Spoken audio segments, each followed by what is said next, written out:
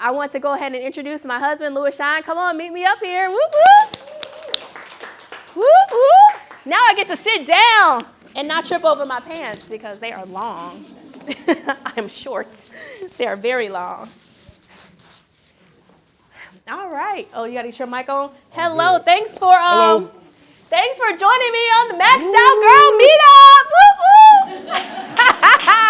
Do you need to adjust the camera? It's good. I'm good. All right. So, as I said, I always bring a guest on, and so sometimes, every now and then, I bring my husband on.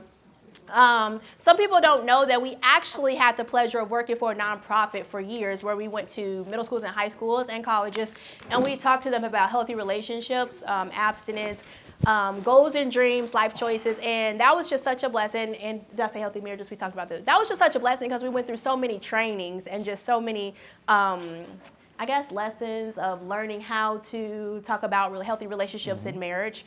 And it was awesome because we weren't in Christian schools or anything, so we were able to really share that just in public schools. And so sometimes we get to do that sometimes where we travel and train trainers. We're not in the schools anymore, but we get to train trainers on some of these topics. And so I wanted to bring him on because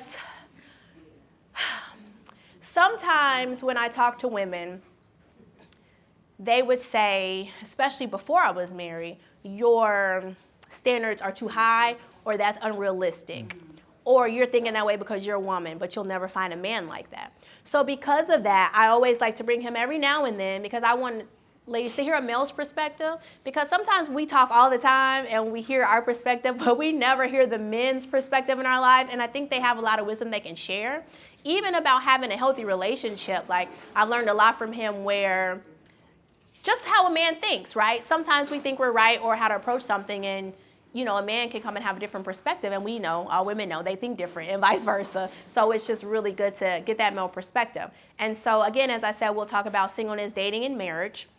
But first, I kind of just want you to kind of share your experience. When I met you, I think you were 39, were you? I was 39. 39? 38. 38? Yeah. Okay, so I don't want to tell your story, I'm going to let you tell it, because I will tell it. But I kind of just wanted him to kind of share from his perspective, like waiting on God for a wife, and just your whole testimony, because I just like to hear a male's perspective, because I always heard your standards are too high, you'll never meet a man like that. And I want to encourage women, it's not just about a man, it could be anything in your life. Somebody might be saying that to you, or you might be thinking that. And I just want you to hear like somebody's testimony of keep your standards. Don't lower them because someone else doesn't have the faith for it. And don't lower them because that man or that situation isn't for you. So, you have the floor. Hello, everyone. Hello. No, I appreciate this. This is actually fun, especially when I'm able to tell, our story or whatever. So before I met Sharbria, I was actually coaching college basketball. I'm from Chicago, but I was in South Carolina at the time, Chi-Town. And so I was in South Carolina, coaching right outside of Charlotte, actually, over the border, at a school called Winthrop University. And it was during that time I had moved from Ohio. I coached at Central State University, and then I got this job in South Carolina. And so my last relationship, dating relationship, was 2011. And so, from that time, I just dated people.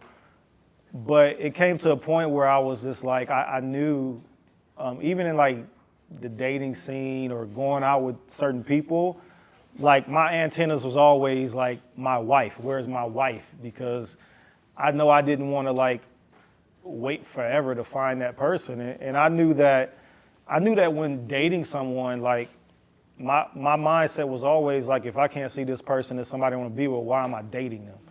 And so if that happens to come to me after the 10th date, or it came after the first date, then I knew I had to make a move in a different direction, because why am I wasting my time? Also, I'll say this too, because this is something that I did in the next to last real relationship I had, where after the first year, I knew God told me to get out of the relationship. But I stayed in it and went 7 years. But I knew it wasn't the person, but you can get involved in what's called a familiar spirit.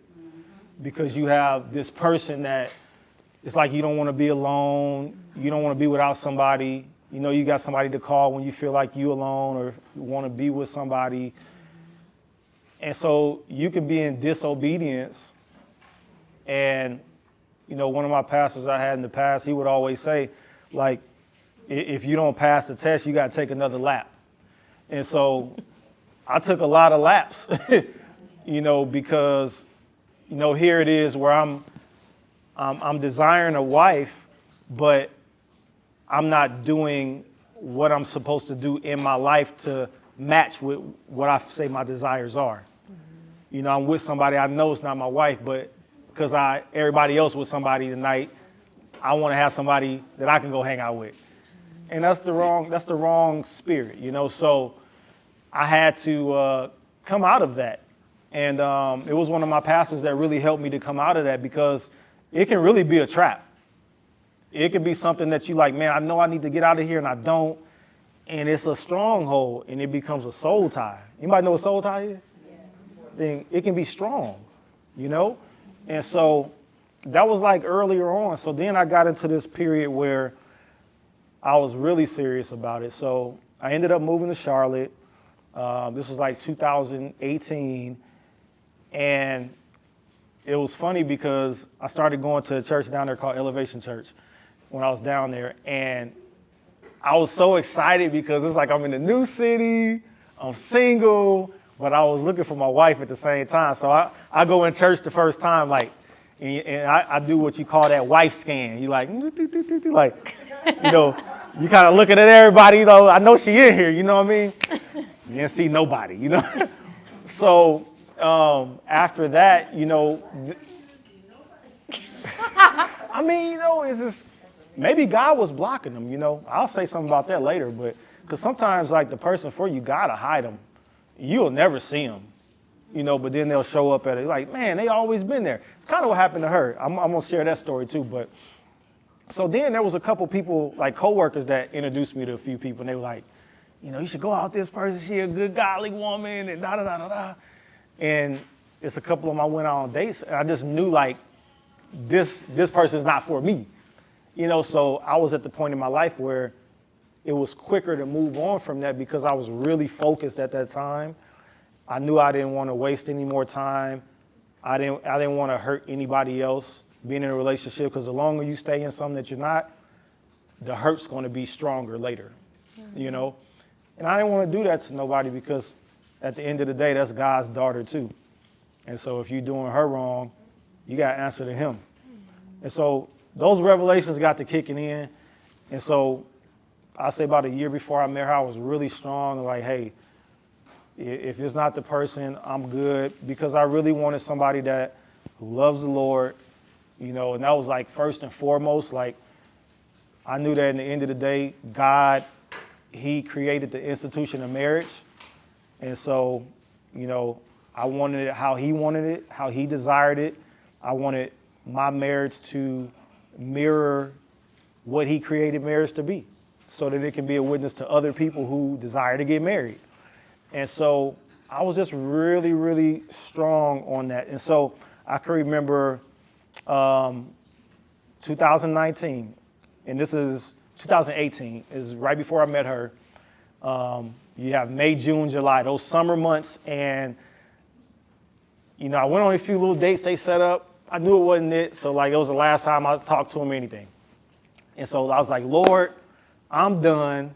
You know where my address is. I'm going to be over here. I'm going to focus on you, and I'm going to focus on coaching. And that was like in July. And like 5 weeks later is when I met her.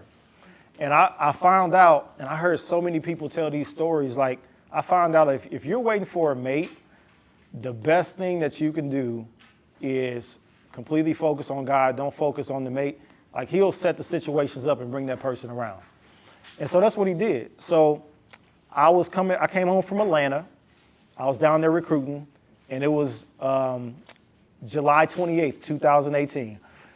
And so I pick up my phone, I get in bed, and I was like, you know, scroll Instagram. And all of a sudden, I come across this picture. And one of her friends I used to be in ministry with in Ohio. And I had her as a friend on my Instagram, but I never seen her with somebody else in the picture. All of a sudden I scroll and I see her friend in a picture with her. And I was like, who is that? I've never seen her in my life, and I've known her for a long time. And we always take pictures on her Instagram, so I don't know how he never saw me. And so that's how God Every day. So God will hide it until a appointed time. You may not even see it, might be right there, and you don't see it. He waiting for you to get yourself together. And so it's the truth. It's the truth, and I've seen it in my own life. And so all of a sudden I see this picture, I was like, who is that? And then I was like, because I was on this kick where it was like, I'm focused on the Lord. And so I scrolled past the picture and I just heard something say, go back. And so I go back and I was like, there's something about her. I could just see it, in the picture. Something about her. And so I inquired to our friend that was in her Instagram account. I was like, hey sis, how you doing? I ain't talked to her in a long time. Hey sis. I was like, how you doing? I was like, so who's your friend? And then she told me, and I was like, is she single and is she saved? That's all I wanted to know. And she said yes to both. And I was like, cool. I was like, well, why don't you reach out to her and see if I can get her permission to reach out to her, So it kind of went from there. And literally 3 days, this is July 28th, I got in touch with her like 2 days later. So we started messaging on Instagram. And if any of you know her, she ain't for all that. She's like, pick up the phone, call me. So she calls me. I call her. Hey, y'all ain't had time for that. Yeah. So I call her. Our first conversation was like 3 hours. It was like 4 hours. It was 4, something like that, over 3. And one of the first questions she asked me, and this is how I knew, like, I think I even answered the question that day, but this is how I knew, like, she was somebody special. She said, why should I allow you to interrupt my life? And I was like, so I'm on the other end of the phone. I was like, that's what I'm talking about, Lord. That's what I'm talking about. Like, because somebody that's going to ask that question, they serious. They ain't got time to play. And, I wanted someone that was about their business. And that was somebody that was just a woman of, just a real woman, And so when she asked me that, I kind of knew where she was, And so we talked for a few more days. And so now we're into August. And because I was where I was in my life, I knew I didn't have time to play with like a long distance relationship. I was like, I ain't got time for this. I'm down here trying to coach, try to be coach of the year and all that. I just don't have time to be playing on these phone calls. Just, hey, yeah. It's just too much. I'm 39 now. I was 39 at the time. So I was like, so I knew that either this was going to be short-lived or I'm going to have to get up here and see her in person because I'm kind of a person, like when I can get around you, like it's going to tell me a whole lot that I need to know. And so a few days before that, my mom asked me, my mom's in Chicago, she's like, baby, you coming home? And I was like, Mom, them plane tickets, they a little high right now, like $800. I was like, it's a little too late. I may not be home till like Christmas or something. So that's when kind of I started talking to her. When it hit like August 4th, 5th, I knew I was going home. So my whole going home, it changed. So I wasn't on the plane, but I ended up driving home 12 hours to see her. Because I knew I just had to know. I was like, I can't play with this. I got to know who this person is. Because the phone conversations was like, they was like, yeah, but the catfishing real out here. So you hear a conversation, but it might not be that real in person. So I had to get up here and see her. So I drove. Y'all know what that is, though? I done been catfished before. I have. So. But that's when it's a different person, right? The picture it is can be a different different person. Okay. Yeah. So like, okay. So like, it's different versions. Catfishing, I don't even know why they call it that, but there was a time where I was talking to somebody and they were fronting like they were one person and the pictures and stuff they was posting on social wasn't even them. Yeah, that's catfish. You know what I'm saying? But we was FaceTiming, so you knew it was me. Yeah. Yeah, so We had that comment. That was And I about- would yeah. like to say that because Yeah. for me, I was so traditional. I was like, I ain't meeting no man on Instagram. For me, it seemed like, ew, kind of. You know what I'm saying? Ick. Even though I don't feel that way now, but I was kind of a little like that then. I was like, no, I got to meet them at church or, in the grocery store, just in person. So the only reason why I felt comfortable was because of our mutual friend. Because we were like besties. And she knew how serious I was about my life and everything. And she was a Christian too. And for her to vouch for him, because all her friends used to try to talk to me, she was like, no. But he was the first person. So I knew he was a good guy. That was the only person that she was like, you know what? I don't know why I never thought about him for you. But y'all have a lot in common. Like, I think you should, talk to him. And for me, I was like, whatever, probably not going nowhere. Okay. You know what I mean? But I guess now I did go somewhere though. Is there somebody out there? No, I No, don't okay. think so. Yeah, so and I trusted her because I was in ministry with her and her husband for years, so I knew them. So if she said something about her, but I still had to drive home. So Yeah. I drove home 12 hours in that 06 Monte Carlo. The Lord blessed it. Almost didn't make it. No. But I knew I had to go because if I didn't, then I would have cut the conversations off. No, he wouldn't, y'all. No. Yeah, I would have because I was I'm serious. joking. So I drove home, and we met for the first time August 11th, 2018, and we got married exactly a year from that date on August 11th, 2019. No. So yeah. Yeah, it was very quick. Hmm? I say, was yeah, quick. that was very quick. That was another thing that I was shocked because the old Sharbria would never do. They'd be like, girl, you just met him, you married already. But I knew it was such a God thing, and I just wanted to really be open to what God was doing in my life. Because, you can have preconceived notions of something and miss out on God's blessing. And one thing for me that was very important, as I told you, I'm always transparent, is that I was very adamant, and he was too, and that was something that helped me know the whole thing about your standards are too high. I was very adamant about no sex before marriage because I had been there, done that, where the sex clouded my judgment, clouded my emotions, and the whole thing, like, I'm thinking I'm so in love with somebody, but really it's just the sex. It's the soul tie. It's good sex or it's this or it's that, and I'm really not hearing God clearly. I'm really not seeing the person clearly. I'm not seeing the situation clearly. I'm not even seeing myself clearly. Like everything just is clouded in that. And that wasn't the only reason. The first reason was because I wanted to please God. But I had knew from experience of my past that even though people try to act like it's just old religious beliefs, I had known from personally what sex had done to my relationships and what it opened me up to and how I was just clouded in my thinking. So it just really helped me to be like I want to hear God on this. I can't be emotional in this. I can't be in it because the sex is good. I can't be in it because, you know what I'm saying? Because sex can be so good that you think the devil is your husband. Let's just keep it real. For real. Have y'all ever been in situations? I told you I used to keep it blunt. I used to talk real blunt, but I'm just being honest. Like, you could be in some situations that it is not God, but you can't see clearly. And so the biggest thing for me was that when we started dating, he told me, because in my relationships, I always had to bring that up.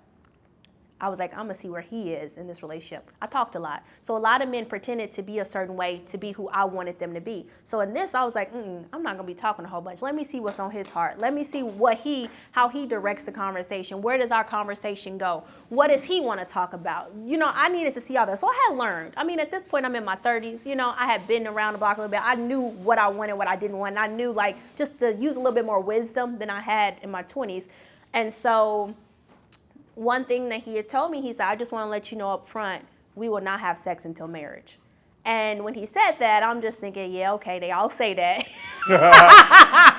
Because I've had people say that. And I'm not judging people who, that's your heart's intent, but you fall. You know what I'm saying? I'm not, people, we go through things, but I'm saying no, I've been with people who they say that, but constantly trying to pressure me. And I'm like, wait a minute, no, that's just not really your conviction. Really, let's just call it what it is. Just be real. I'm not judging anybody, but just be real about who you really are. And that was always my thing. Like, if that's you, that's you. But that just means we ain't on the same page, and that's okay, right? But I was just always a real person, and I just couldn't stand counterfeits who wanted to pretend to be something so they can get you, and really you gonna end up with something that you don't want because that's not who they really are. And so I was just very adamant about him showing me who he was, and when he said that to me, and he honored it, And that was really something that was just stood out to me about his character, because it's easy for us to say something, but when temptation comes or when situations happen, can you really stand up to the integrity of your word?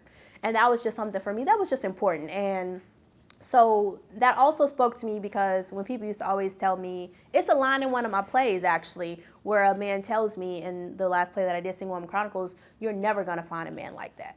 And that's always stuck with me, because people told me that. Like, that's so old school, or that's so, and it's okay if that's not your values, but those are mine. So why discourage me from getting what I want or what I desire?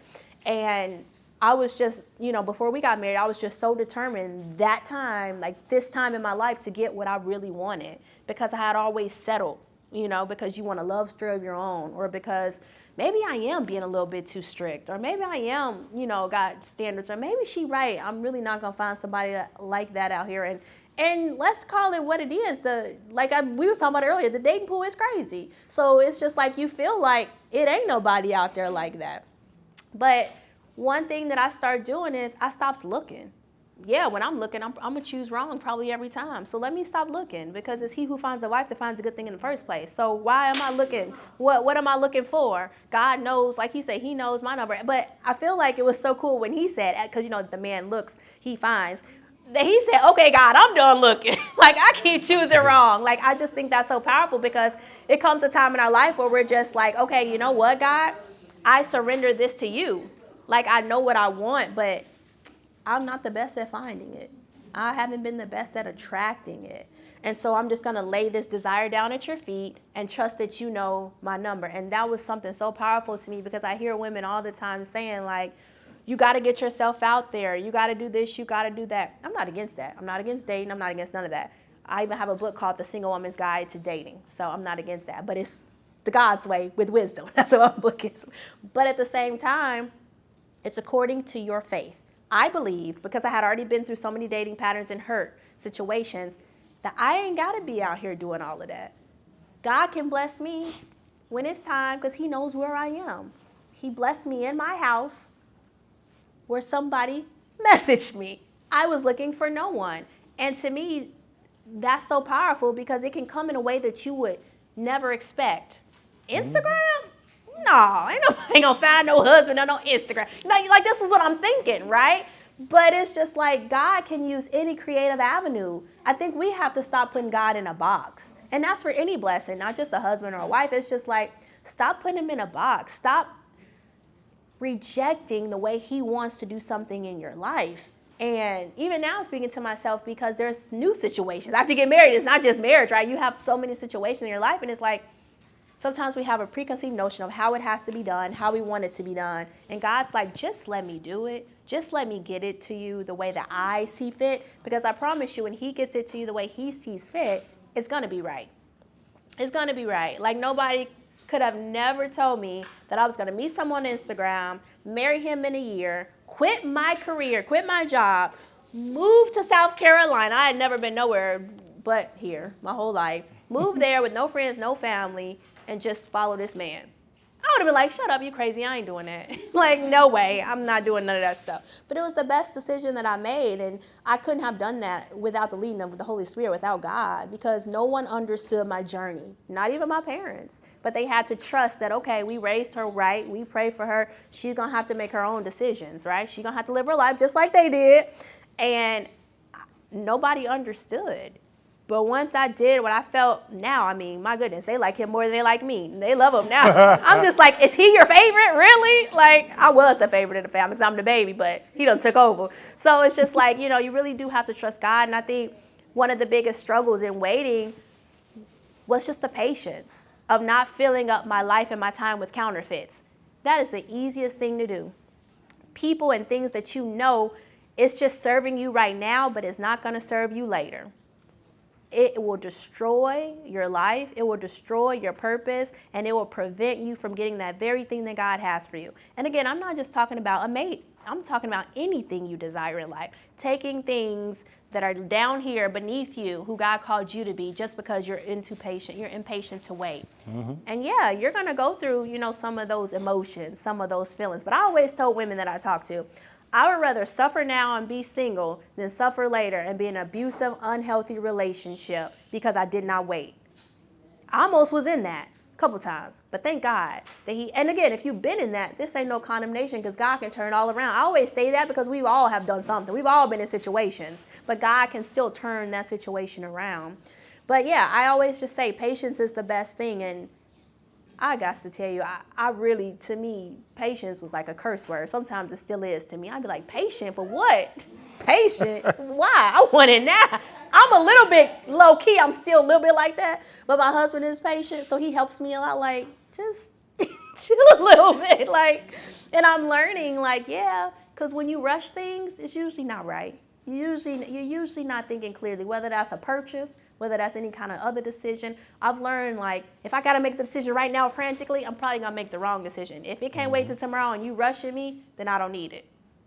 And so I just wanted to encourage you guys in that it really was a God thing. And if you are in that situation where you're finding yourself single and you're just like, man, I just don't really know if God is coming through, or this is tough, or this is hard, or you might be tempted to like entertain the counterfeits because it's fun. Oh, I'm not going to hold you. I'm not going to lie like it ain't fun. Like, yeah, I mean, the truth of the matter is mostly anybody can find a man to wine and dine them and, do all the things. But like, what price are you paying? And I don't even just mean like sex and all that. I'm just saying like even just your time, your focus. And if you're truly waiting on somebody special, the biggest thing for me is I really didn't want my husband to come around and be like, man, I really thought she was the one, but look at all that distraction she got around her. And it turns him off. Because that can turn people off. It's like, I thought this was a man of value, but he got all of these females around him and he's condoning it. I would never want a man like that. I don't care how fine you are, what you got. If I see that you condoning foolishness, 2 fingers, I'm out. I've never been that desperate, never. And I feel like sometimes men of high value, it's funny, but they're pickier than us. Women, they're pickier than us. We'll forgive, like, okay, yeah, that's that. And they're like, you did what? No, I'm good. Like that, So it's just like and again, become a woman of value for you, not for a man, first and foremost. Just let's put that out there. That's just something so important. We're not becoming women of value so that some man can accept and love us. No, we're becoming women of value because that's who we're called to be, right? And I always just like to say that because I feel like the one thing that I had to teach women is the prize in life is not to get a man. The prize in life is to know who you are in God and fulfill your purpose. And part of that can be a marriage, right? Now that I'm married, that's part of my purpose. I'm a wife and we're doing God's business together or whatever he has us doing. But if I was not married, that wouldn't make me less of a woman, and that doesn't mean that I have less of a purpose. It's still just as powerful. And I'm stressing this because, again, I met so many women that literally their life is hung up on their relationship status. And it's nothing wrong with desiring that because I feel like a lot of us have that desire, and it's God-given desire, and it's okay. But just don't get your value mixed up in that. Because what happens now that you're married and maybe your husband disappoints you? Is your life over now? Are you not valuable now? Or he does something to hurt you? Maybe it wasn't even intentional. You know what I mean? Like, again, I said it before. Your mate, they can bring joy and happiness, but they will never fulfill you. They're a terrible God. My husband he's actually an amazing husband, thank God, but not a good God. I think I'm a good wife. I had to let you say that. But I'm not a good God. I can't toot my own horn. You got to let your husband, I can't speak for him.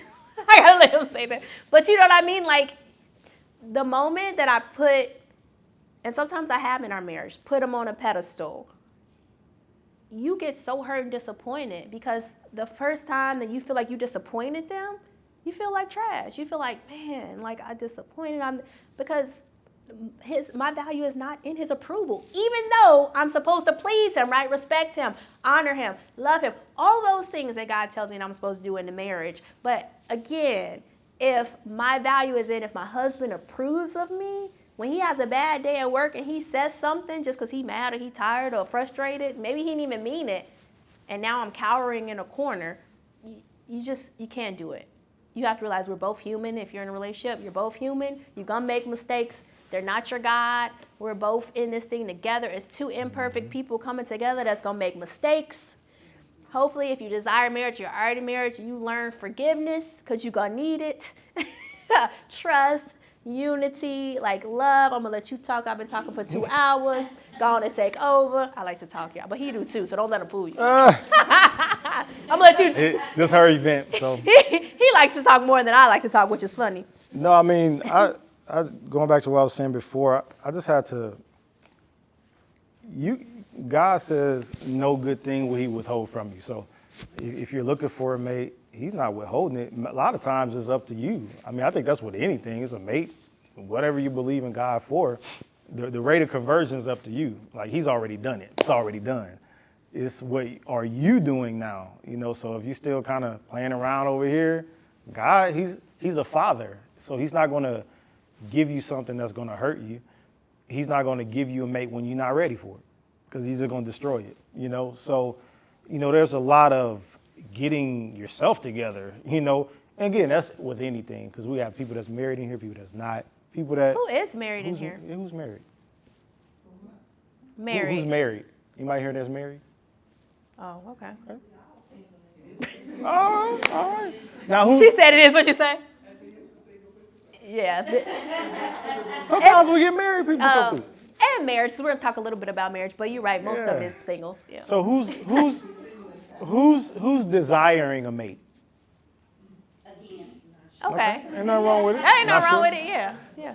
But a lot of that is preparing yourself, because he's a father, he's a steward, and he's not going to hurt you. So a lot of your singleness, like early on, I was like, where my wife? Where my wife? Where my wife?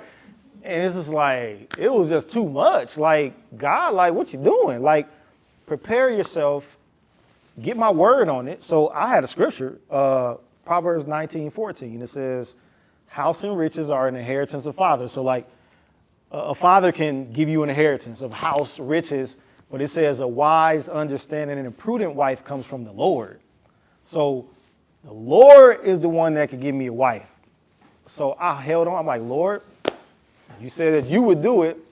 So I trusted in him. I stood on that scripture.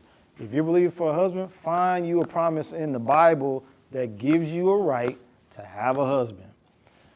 And one of them is, he that find a wife findeth a good thing. So that kind of tells you your instructions. So now it's just like, I'm going to prepare. Another scripture you can use is Mark 11:23 and 24. It says, whatsoever thing you desire when you pray, believe you receive, you shall have it. And so if you believing for that, a faith act on that verse is, okay, God, I believe that if I'm believing for a husband, Father, I thank you that I would like this in a husband. I want to be a man of God. You know, I like him, whatever the case you're believing for, and stand on that and thank God every day for that. And if it's the verse says, those things you ask for when you pray, believe you receive it, and you shall have it. So now, if you believe you receive and you have it, now what would you do? I would start preparing, you know? So I remember talking to my god sister one time, and she's like, God told her, like, okay, if you believe in for a husband, what would you do? How would you shop? So she was like, you know what? So she started changing her shopping habits to where she would put, you know, get more toilet paper and just doing certain things. God just had her do certain things like that as a faith act to show that she's in belief for it, or in faith for it. It could be Save your money. listen, oh my gosh, let's go there for a minute. Let's go there for a minute. So Don't put my business out on the street. I'm not putting it. I'm gonna put me out in a minute anyway. I'm gonna tell y'all. So the financial, now I wasn't where I wanted to be, but I wasn't where I used to be either. Mm-hmm. And so when I met her, I was further along than I've probably ever been in my life in my financial journey. So I was making good money, decent money, had my own place, it was really nice, probably the nicest place I ever had. Had my car, had a company car. Company car was sweet to the point I ain't drive my car for like a year and a half. I just drove the company car, because they gave us personal miles and all that. So it was just like the job I had was just really cool, and it really set me in a place to where now when a woman showed up, you know. It was a little razzle dazzle, y'all. It was a little razzle dazzle. Things was together, you know. Yeah. So I felt good entertaining a young lady, you know what I'm saying? So it just felt really good. I had savings, you know, like it was just really good. So, but that was like, I spent it saving. No. She said you had savings. I said I spent it. I'm gonna tell y'all my side in a minute. no, but listen, His side is good. but My side ain't that great. But listen though, to be honest, like for you ladies, like you shouldn't like entertain somebody that's just broke and doing nothing. Like, cause listen, yeah. So like marriage, oh my gosh, like it's a full-time job, number one, but you gotta have some money. Like you do. And if a guy is not, if he ain't making no money or doing something when you meet him, like, I mean, because you got a lot of stuff to take care of. More so on the woman's side, because there's things you got to get done, checkups, it's a lot more money. A guy, I'm good. Like, hey, I ain't got to go to the doctor, you know what I'm saying? Yes, you do. I mean, you know, like, Yes, you do. you know, It's I'm time for me to good. talk. You know, I'm good. I'm just saying, like, there's different things that women get things. A lot of things just cost, you know? And so, you know, I was in a good place at that time. Yes. Also, I was grateful that I was in the place I was in at the time because we were a long distance couple for a year. So for us to see each other, I mean, we spent so much money on plane tickets. I mean, my goodness, we had a plane ticket budget. Plane tickets like $700-800, you know what I'm saying? But when you care somebody, it doesn't matter really. So we at least once a month, either I was here in Chicago to see her or she was down there to see me. But you can't do that if you don't have no money. You know what I'm saying? So you got to date somebody around the corner, you know what I mean? But the financial piece, like because like where I was, there were red lights that I ran in the past that I should have been further along at the time of meeting her, you know? So that's something I just share with people, like, man, take your finances serious. If you want to get married, take them serious right now. Put back. Save, you know? Because, you know, when you get married, I mean, if you got to pay for pre-marriage counseling, you know, wedding venue, like, move. She had to move there. We had to pay for that. You know what I mean? There may be a lot that if those things are not there, it can hinder you a little bit. It can put time back. You know, I had a friend one time that was like, one of my good friends from church. He was like, he was with this lady, great relationship. He was like, man, you know, this is my wife, man. I met my wife, dog. You know, but he was like, you know, I ain't got the money to get the certain type of ring, you know. He said, so I'm just gonna wait. I'm like, man, if she love you, man, you need to go ahead and propose and get you a Cracker Jack ring or something. Like, but he waited, and they ended up breaking it off. It was way too long. But the fine line in there was the money. You know, like She left because he just took too long proposing. He took too long, but he took too long because he had the money to get the ring. I was telling him it was about that, but that was his thing. But what if he had the money? You know, so money, the Bible say money answers all things. You know what I'm saying? So like, that's a serious thing. Because she's the woman, she could tell you her story on her side. But Mine ain't good. as far as my side, well, it's gonna help him though. Yeah. But on my side, the money thing. So make sure when you're looking for a guy, he got something going on. Go ahead. Oh, go ahead. What do you do when someone, like you said, wants to marry you, however their finances is funny? So maybe at the beginning, the finances was okay, but after a while, finances just dwindled and they just could not afford that ring or could not afford to get married. What do you do as a man? How does that make a man feel? How does it make a man feel? Like if I was in that situation? Yeah, and let's say he had more overhead, like other things that he took care of, as far as maybe a parent or some grown children he helped them now and then, and Yeah. things he had going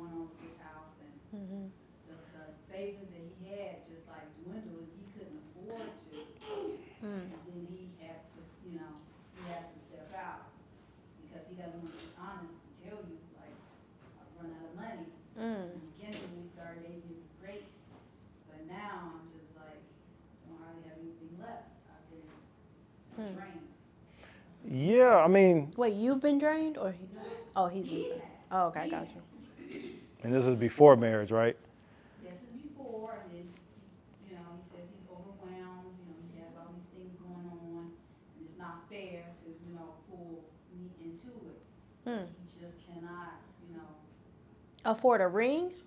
afford a ring, or to get married. Okay, so he wants to propose, but he's just saying it's not fair to bring you into that situation because he can't afford a ring or a wedding. Right.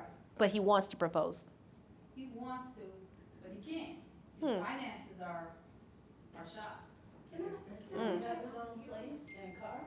He's got his own place, Mm-hmm. his car, but then he has other overhead too, Mhm. that he lets.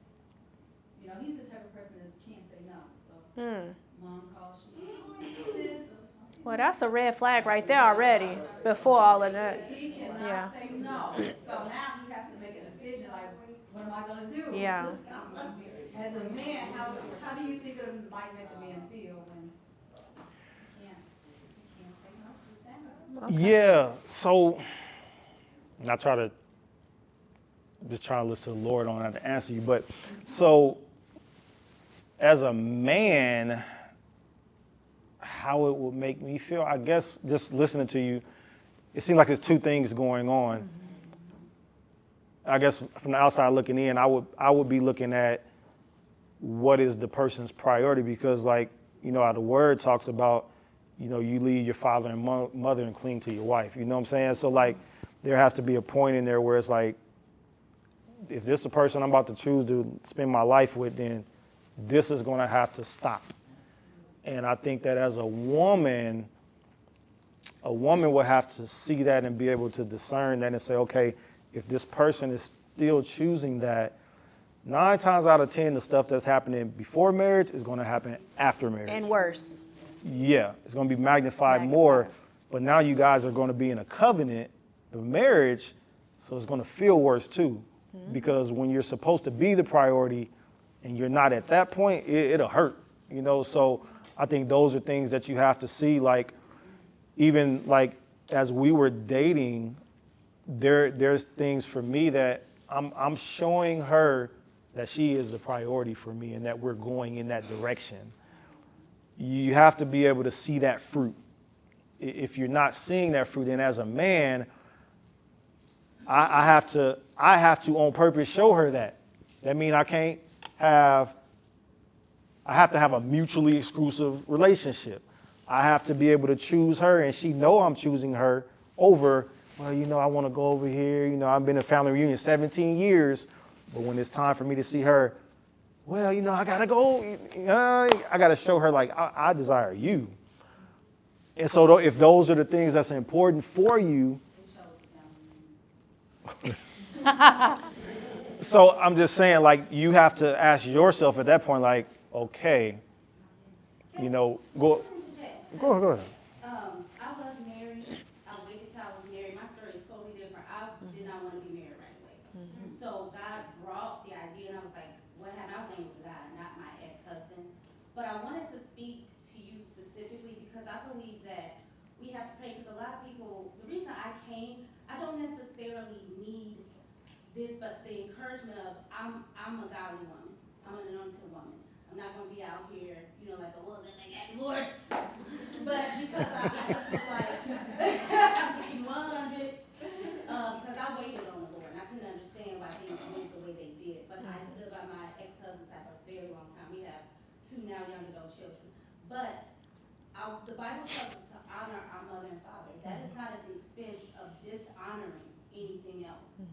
And so before you are a helpmate, you have to see yourself as that. And I'm saying this because about 3 years ago, my mom had a stroke. She was looking after my dad, who was battling with mental illness. I was coming along to help her when I got the guardianship. I didn't know I was going to be taking over. I just told this young lady I don't take papers because I'm managing 2 households. I have my house. I have a 20 and 24-year-old. They're not completely independent. I look after my dad, who lives on his own. I teach in Chicago. I'm from GI, but that's why I say my ex-husband is from Chicago. I teach in Chicago, so that's why I say it's Chi-Town. So I think sometimes this is where you have to let God show you. He's affirming things that I just came here to be affirmed. Like, I I said, God is the savior of mankind, not just of women. I'm determined to possess my vessel in sanctification and in honor, because people forget that it's about God. We can't just do with our body what we want. And I have desires, but I want to please God more than myself. So I'm just putting that out there to say I have a little understanding. I'm not just speaking like, oh, I want to be married. No, because I did not want to be married. Let me tell you, I was single and satisfied. I'm not knocking anything. I didn't have to fight to get there. I was like, I'll probably get married when I was 30. I got married at the 24, 25. I got married in 2000. So long story short, that really disrupted my life, taking over, because my mom lost independence. I had to take over. That was not the plan. So I'm not saying that there isn't something that he may need to do better with, but instead of looking at it as an opposition, my ex-husband's family, they made me feel like I was married with the situation that happened, because that was a very challenging situation, the most challenging thing I ever dealt with. But sometimes we're not embracing things, because sometimes people can be selfish. I'm not saying you are. But if this is a man that wants to marry you, sometimes you can make a man feel worse, like, where your money at now? Sometimes people are in transition. With me, I'm in a transition, because I had to take out work a lot. I lost money. I had months of no income. All my savings was gone. I was making good money. I bought my son a car. So I bought my daughter a car. She kind of inherited my mom's car, because my mom's the only one driving. But it's two-parent households that ain't doing stuff that God has blessed me to do.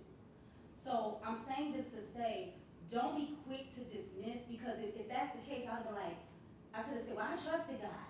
My story will look very different. I'm like a unicorn in my story. From just people I know, just how life has been.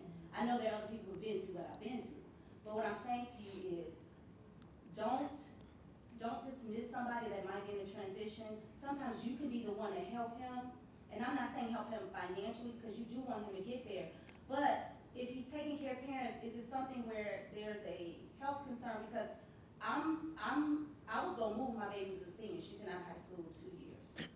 So it got delayed because of the trip, all this stuff I did. I lost a lot of money. So my dad has money to take care of himself. It's just a whole process of it, okay? So, but when I plan to move, I might move my dad with me, because my mom is good. She's in a senior supported community, not a nursing home. My parents were not in a nursing home. So I want the man that God will bring to me, he's gonna understand that we're gonna have space for parents. It's gonna be separated, but it's gonna be connected, because that's just my upbringing. It's the way I feel about life. And I'm the baby, okay, of my four siblings. So I just wanna encourage you that see where he is. Don't be dismissive, because I'm gonna keep it 100. Our wedding was so inexpensive, it was so beautiful. It looked metropolitan. You don't have to spend all this money. That's foolishness. Like, I'm good with money. I was like, I just need people to stop messing with it. I didn't make bad decisions, or I didn't bring things upon myself. And I'm not saying I'm not. I'm perfect. But all the hardness has been from my ex, like the stuff happening. So I just wanted to encourage you, just pray. God will lead you, I promise you, because this might be a good man. And I listen to podcasts that talk about marriages and things, people that really trying to live right, like possessing a vessel with sanctification and honor, not just out here. They say, when it comes to saying, oh, well, I'm with God, what can we read on that? You know, but they like, Christians ain't everybody real big on other things, but little on the big thing, which is our physical body. So just pray about it, and don't be dismissive, because he may be through a transition, and you might be his person to help, and you might end up with a good situation if he's in a transition. Don't sound like you're a bum and not doing right. Just stuff going on, like he needs, you know, sometimes we just know how to do things as women. And I don't know if y'all heard the study, but men live better live longer who are married. That are married, yeah. Than women. We don't live long regardless. See what I'm saying? So you will be the blessing to him, but then he'll be the blessing to you too. Because I truly miss the blessing of the wisdom of men. I grew up with my mom and dad. So I just wanted to encourage you, evaluate the situation. Don't just like, you ain't got no money. Look at where he is. And let God lead and guide you, because he will, even if you go through difficult, God allowed me to go through that. I still understand, but I just said it's a result of sin. God has dealt with me on those things, you know, what I've been through. But I just wanted to encourage you, don't be so quick, because people are too quick to dismiss stuff. And if you read the Bible, it's a lot of stuff that don't make sense, but God was behind it. I'm not saying, I don't know nothing about Yeah. it. There was a need.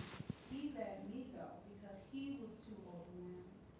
He felt as a that he should be able to, you know, Yeah. come and have, you know. Okay, so he kind of. Oh, so he pushed you away. So how did you feel about that? Did you tell him, like, do you feel like, because I hear what Tanya is saying, like, you never want to be, like, for example, even being, let's just call it 100. When I met him, he was on top. Have we been in a financial crunch since? Absolutely. But I'm not the type of woman, I'm feeling what you're saying, like, when I met you, you had all the money, we was shopping, we was doing this, and now you struggling or you going through transition, and so I see what you're saying.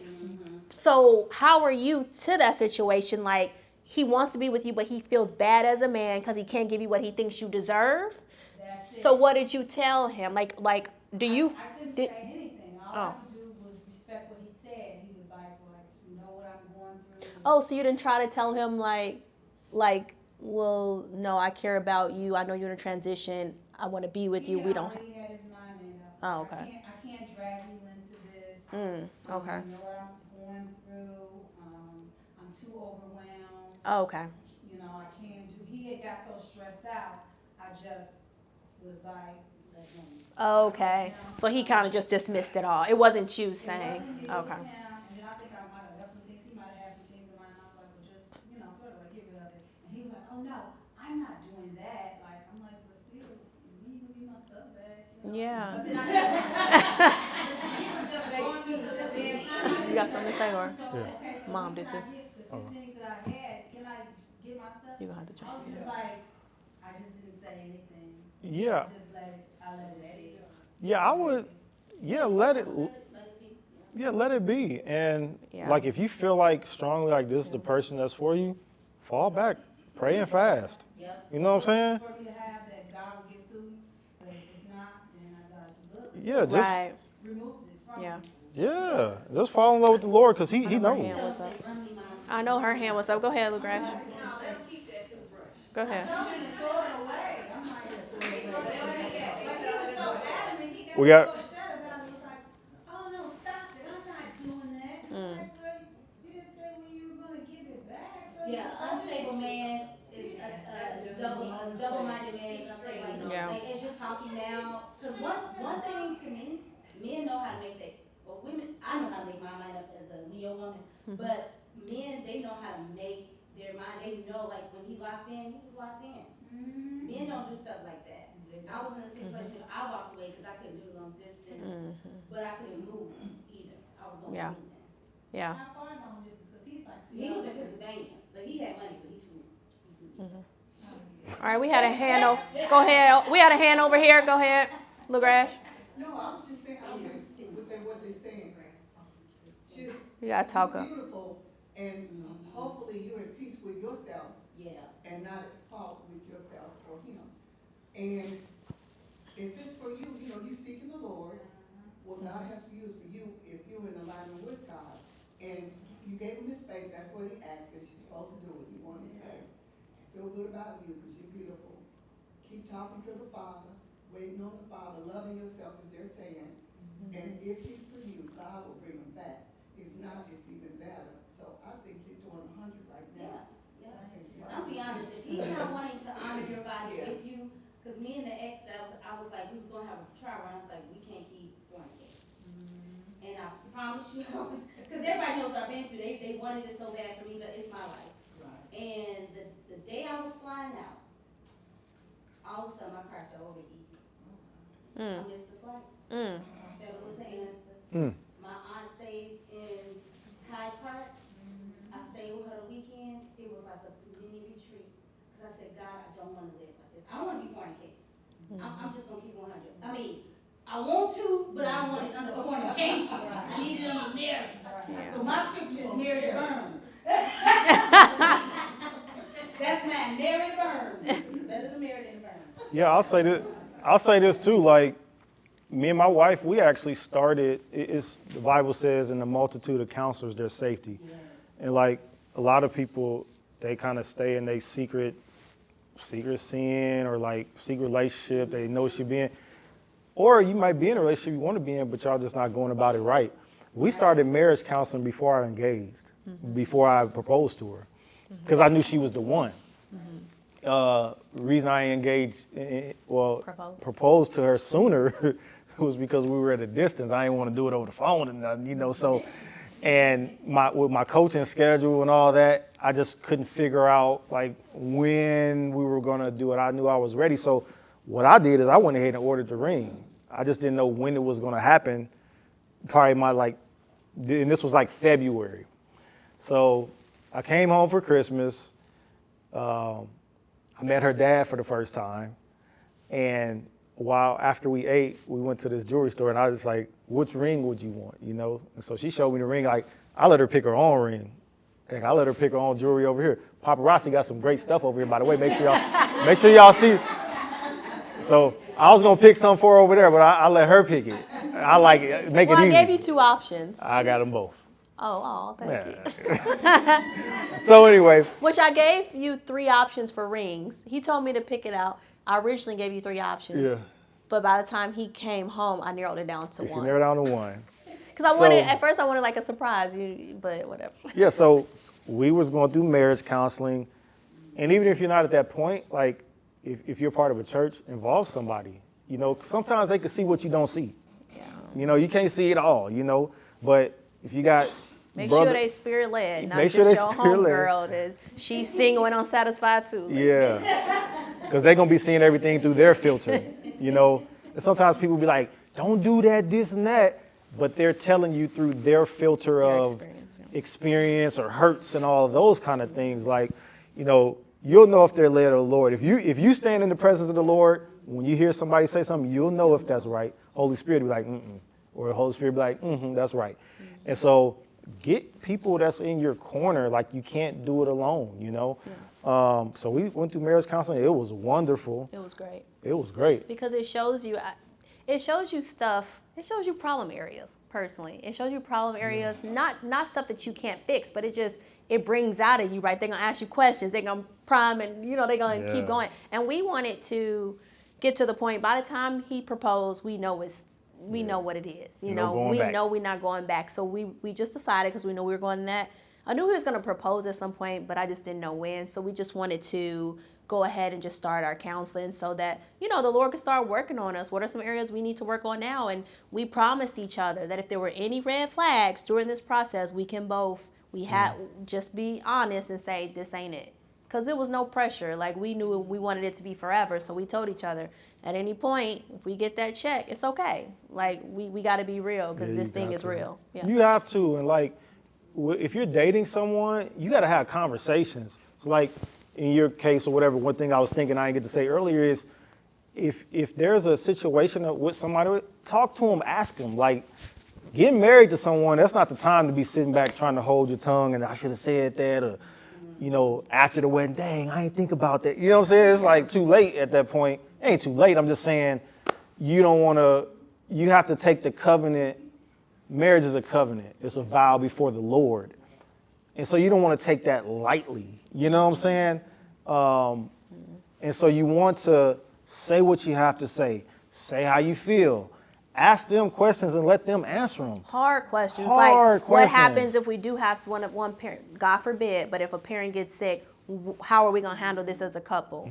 Mm-hmm. If somebody passes away, if we lost all money, God forbid, but how are we going to, you have to ask some very uncomfortable questions. And heck, in my dating book, I have a list of questions, because I didn't want women to just be going in these situations not knowing what to ask. It's like, ask these things. What's your credit score? And again, that don't mean that you don't marry somebody because of their credit score, but know all what you're getting yourself into. That's all we're saying. Go ahead.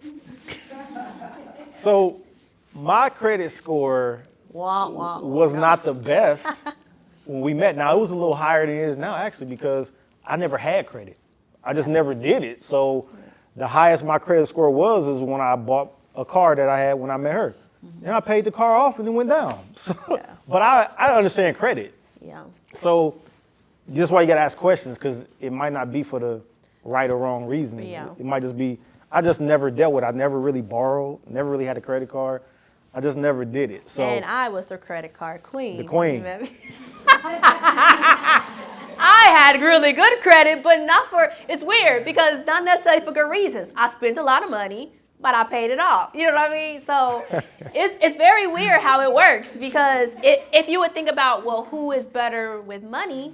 My husband. But who had the better credit? Me. Who was better with management? My husband. So I think that's why you do got to talk things out, because some girl could be like, nah, my credit better than yours. Let's talk it out. Like, what are the reasons? Like, what, you know what I mean? And just getting to finances. Can we tell some things? Oh yeah, you Okay, gonna we bust gonna me out, but No. I'll bust myself out. So when we met, okay, right before we met, I was the spinning queen. Let me just put it out there. Marriage has changed me so much. We've too. only been married 6 years. But in those 6 years, we've been together 7, marriage has changed. I am a total new person, from going natural to, I'm just a different person. And not in a bad way, because you know how sometimes people be like, dang, I don't even recognize myself. This is bad. No, it's a good thing. Like, just my husband has really helped me, first of all, in being more patient, because as I told you, I was very impatient with things. He just has a good perspective on life. But also finances. I feel like marriage has helped me with pride, for sure. Marriage has definitely helped me to not care what people think about me, because now we're together building a legacy. We have no reason to worry about what other people are thinking, right? And I was a little bit more concerned about that in my singleness. And not all the way, because by the time I hit 30, I was totally like really satisfied with myself. But you know, you still have some of those things that until you get married, you just don't go through. Mm-hmm. And so before we got married, I wasn't even dating him. My mom had told me, she said, and she probably don't even know this, remember this. She said, you need to start saving for marriage, for your wedding. And I just had attitudes at the time. I was single and satisfied. And I was just like, for what? I'm not getting married. I don't even have no prospect. Like, I'm just going on and on. Like, you know, that don't make sense. Like, I don't got no man. I don't want no man. Like, I'm good. And this is a sidebar, but really, if there's people in your life who have wisdom, take heed of what they're saying, even if it doesn't make sense. I didn't take heed to what she was saying. I kept spending my money, I kept doing my thing, and a year later I was married, and I could have used that extra money. So that's a sidebar. But that was just like, I never forgot that. Like, God will use people around you to help you prepare for things. And it may not make sense, because in my mind, I'm thinking, I have time. I don't even have a prospect. I'm not even, so what's the big deal? But long story short, right before I met my husband, I was always good, responsible with money. Let's put it like that. Paid bills on time. Nothing was lacking in my life. However, I was not good at saving because I was too good at spending. That makes sense? Just what it is. I was just being honest. Looked cute, had the clothes, had all that. But what your saving account looking like? You understand what I'm saying? Oh, Lord. But anyways, so like he said, when I met my husband, he was further ahead than I was. Savings, all this, all that. And so when it came to wedding planning, we had a big wedding, spent a lot of money. Let's just call it what it is. Loved our wedding, beautiful wedding, have no problem with that. But I wish, we always talk about it, I would have took my finances a little bit more serious before marriage. And I always tell women, like, to really prepare. Like, I was kind of just like, carpe diem, I'm living. That was my philosophy. I'm enjoying my life. I'm single and satisfied. I'm going to do me. But now, or even before now, like when we got married, it was like, wow, I've had some good jobs in my life. And I was like, do you know how much money I could have saved? How many investments I could have got into? I have no children. I was single for forever. I don't really have much, you know what I'm saying? At that time, I think I had a little, I've had all kind of cars, Nissan Cube, cheap cars. I ain't never bought, no really expensive. I'm like, do you know how much money I could have saved up? But I'm out here living la vida loca, and it's okay, but prioritize your finances. So for me, I would say the biggest lesson in our marriage so far for me has been finances. The biggest lesson. The hardest lesson, the most gruesome lesson for me. And I was just like, wow, I didn't really get it. You know what I mean? And so hopefully y'all got it already, saving, investing, doing what you can do, even if it's a little here, a little there. But it's just like, I would say that was the biggest struggle in the beginning. Not even the beginning. I'm lying, not in the beginning. Once COVID hit. That was probably after, because we had a lot of changes in our careers. Let's put it like that. A whole lot. Since We got married, and remember, I didn't have a job when we got married because I quit my job. So since we got married and then COVID hit, we moved from South Carolina back home. And so we've transitioned so many times. And then we hustlers by nature, so we entrepreneurs. So it's just like, we do a lot of stuff. But if you're an entrepreneur and only an entrepreneur, you guys know how up and down it is. And so it has really caused me to get into a position of really learning again in a new season, in a different situation, how to trust God, kind of like for your daily bread type of a thing, like really trusting God, and also teamwork. Because if I'm being honest, I've never struggled in my life. Never. I'm just going to be honest. Some people have, and that's just not my story. I was the youngest child, probably spoiled, always had good jobs, never really wanted for anything, living la vida loca, like I said. You know what I mean? So, and then married this amazing man, and he got it all, when we married. And then God takes us through a very tough financial season. And I'm like, this is foreign. And I don't know how to relate to this. I don't know how to navigate this. And I struggled a lot, if I'm being very real. And my husband knows I've struggled a lot. And that was really in our marriage the only thing I really struggled with a lot. But it was a big struggle because he seemed to handle this so well. And for me, I'm like, no, I'm depressed. This ain't my life, Lord. What did I do? He was doing well. I done married this man. Now we going through this. But it's like, but that's marriage. You're going to go through ups and downs. And if you're only the type of wife that got his back when he's up, you're not a good wife. Call it what it is. You got to learn how to have your man's back even through the tough times. And it goes back to what you said, like, is it just a transition? Because some people talk down to their men like, you was on top and now you ain't got this, you ain't got this. You bad-mouthing a good man, and when you're supposed to be building him up, and then when he leaves you and he get another woman who support him and loving, and sometimes they ain't our color, and y'all be like, well, what's wrong? Because your mouth, honey. Your mouth. It's your mouth. It's you. It's you. Like, you the problem. Don't get mad. It's you. And sometimes we had that problem, and I really had to give it to God. Like, I don't know anybody in here has a strong personality, but I absolutely do. Yes. And so because of that, I've had to really learn, like in marriage, like sometimes that I'm still learning, he'll tell you, be quiet.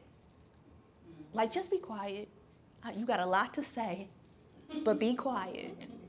Like, and I'm still learning. I don't know if anybody done arrived, but I'm still learning, because one thing that I can say is in marriage, you're going to go through ups and downs.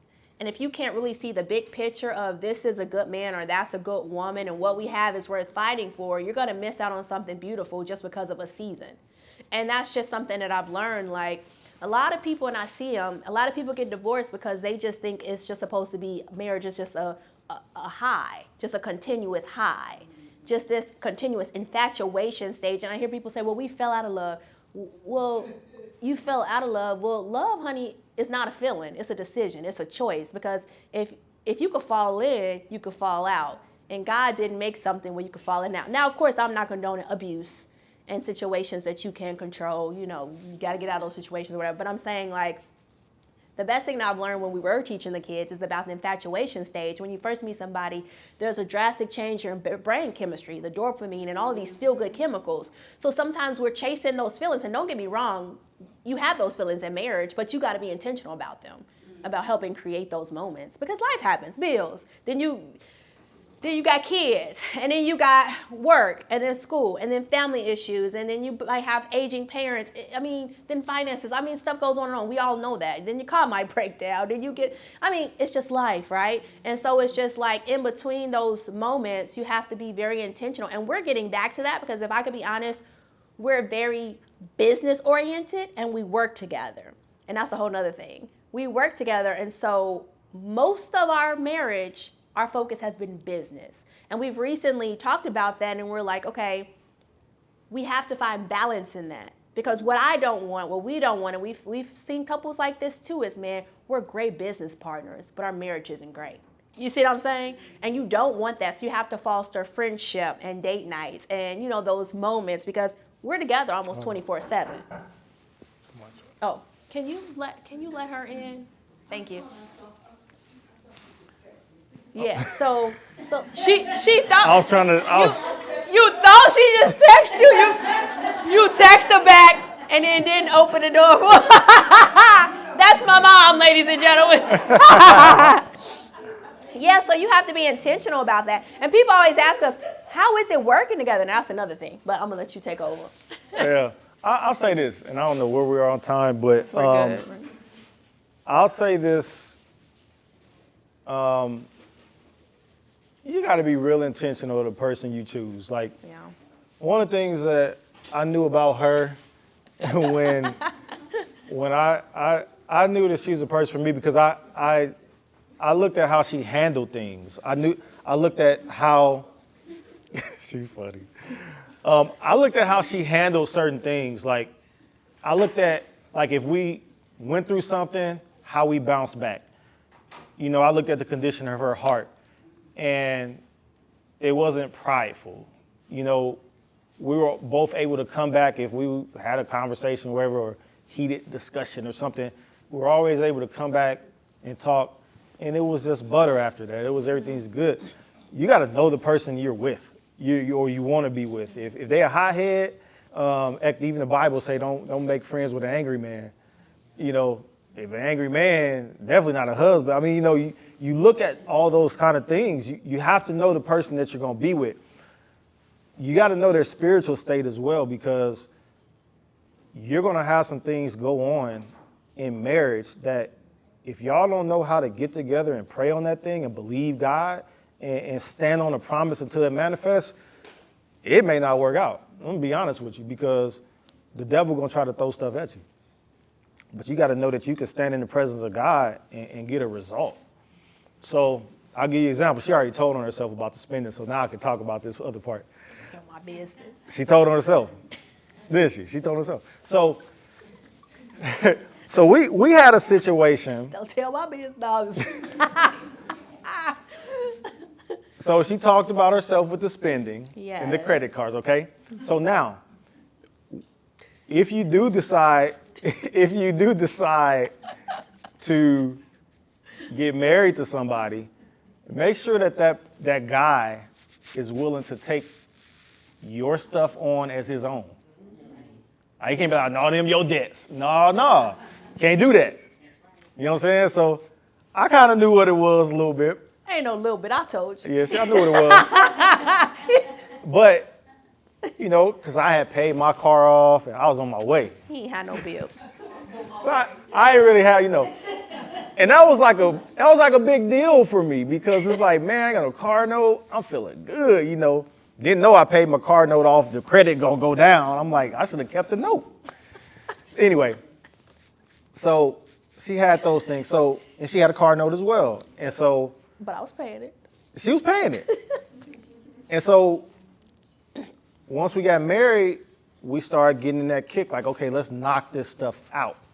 So I wasn't looking at it like it was her. This is ours. We about to knock it out. Because if you love somebody, ain't none of that. So Yeah. we got to the point where I think it was 5 cards. She was going in, wasn't she? Anyway. So But wait. Most of those charges were when we started dating, because he told you we were flying back and forth, right? Oh yeah, we spent some Which he was paying most of that bill, yes. But, you know, when you meet somebody new, he lived in sunny South Carolina. I lived here. I needed a few, like, summer dresses. I need to make sure my toes and nails were done. My hair was She done. took care of it, yeah, she I had to make sure I was right. There you go. I appreciate it. That's why I helped her pay him off, because she. No. So anyway. And birthday gifts, I think. I paid for one plane ticket. He paid for the rest, because I surprised him for his birthday. But you're right. I mean, that adds up. You're talking about $800 tickets. That was adding up quickly. Yeah, it was adding up quickly. So Shame. anyway, we got to the point where we had paid off 4 of them. Now this 5th card, Ooh, it was stubborn. we paid off 4. We had 1 card left, but this card, they would not let us get on the payment plan. Nope. At all. They was like, you got to pay this, and it's got to be this much. It was a lot too, y'all. So we just let it, like, what we gonna do? So it just sat there. It was a whole lot. It just sat there. I'm like, I mean, Lord, you got mail, you know. You know what I mean? So you got mail, Jesus, you know. So it just sat there because there was no payment that we could pay on it. The rest of them had payment plan. We knocked them out. So we were working full time at the time, and we were actually believing God to come out of our full time job, and we ended up sowing the seed and believing God, and He blessed us with a contract that was like, you know, if not the same, even more than what we were making full time. So we was able to step out full time on our business. So we ended up getting a certain contract that when we were we did a year of this contract, okay? Coming around to year 2 of the contract, I heard the Lord told me to ask for all your money up front. So I heard the Lord say that, okay? At the same time, this credit card that would not allow us to pay payments, Try to take me to jail. it moved to the point where they froze our account. So we couldn't even pay bills out of our account. Nope. I couldn't get no food, couldn't do nothing. And they sent a letter. Said I had to go to court. We had to go to court. I'm like, for what? I ain't got the money. So- You're gonna put me in jail? I mean, So I try to like call and talk to the people. y'all was so distraught. I'm It like, was- I ain't never went to jail. So, I was like, for shopping? This is ridiculous. so we call and try to talk to the people, and they like, well, you're not Sharbria. Okay, you're and not let's responsible. talk about this, y'all. I was going through such a dark period. Was I like depressed? Not depressed, but I was like so. I was so like overwhelmed with this bill, and I was so like, I don't know, y'all. It was just such a terrible feeling for me. I had never gone through nothing like this. Like, you froze my accounts. I'm low-key embarrassed because now my husband got to kind of take over for me. You know what I mean? Because I can't do this by myself. And I'm emotional now because I feel like, wow, like you got all this debt and now he got to come and rescue you. So I couldn't emotionally deal with it. I had never been in a situation like that. It was weird. It was just like this emotional feeling. So much so that I was paralyzed when I was like talking to the people. I couldn't even talk to them. So he would take over for me, and they would be like, well, you're not Sharbria. You do know that you're not legally bound for this. They had to go through this whole spiel, you know, because they're recording. It's not you that have to pay it. But he still would go through it for me, which I appreciate that, because it's like he covered me. And that's what we're talking about marriage. Sometimes you're going to go through situations where you need the covering of that husband, or you need to cover your husband. And are they willing to do that? Because I know that didn't feel good for him. He could have been like, dude, this ain't my bill. Why am I talking to y'all negotiating on this phone for 45 minutes? It's her fault. And he could have came at me like that because, you know, we've seen husband and wives come at each other like that. Like, this is your fault. You got into the situation and going in. He never made me feel bad. If anything, he encouraged me like, it's okay. We're going to handle it. We're going to get through this. And that was just so, that showed me like, okay, he really has my back, because it's so easy to point the finger. I mean, it's so easy to point the finger. Yeah, and that's why you got to know, like, there's so much to consider. Like, when you're getting with somebody, take your time too. You don't have to like if they just look good and they cologne smell good, That's the wrong reason. That's all it takes for you to like be with them, and back up, because there's a lot of different things. Like we've been down in the trenches. It's been 7 years, but it's six going 7. But We've been through a lot in those We've been 7 in years. a lot, and a lot of them have been faith fights. Yep. And so with this situation, we decided to get in faith about it. We had to sow that seed in So church. we sowed a seed, and so believe in God. I don't know if y'all know seed sowing, sow a seed, reap a harvest. And so we sowed a seed, believe God's gonna work it out. So you gotta have a man that can hear the Lord. If he on some carnal stuff, or he playing video games and trying to go out with the fellas, you know what I mean? Like, he got to know how to hear the Lord. So I heard the Lord say, ask for your contract all the money up front. Yes. Now, when the Lord say do that, you can't go in the car. I'm like, well, Lord, where do they do that at? The Lord told me to do it, and I did it. So they threatened to garnish. They froze accounts. Got to go to court. We trust in the Lord. It was about a week later, that company called back and said, we got everything approved. You have your money up front. And it was literally days before court. And we was able to take part of that contract and literally pay them 15 grand like that and cancel. 16 grand, I think. Well, 16. and we paid that card off. Didn't have to go to court, ain't heard from them since, and we done. You know, so that's, so I'm saying, like,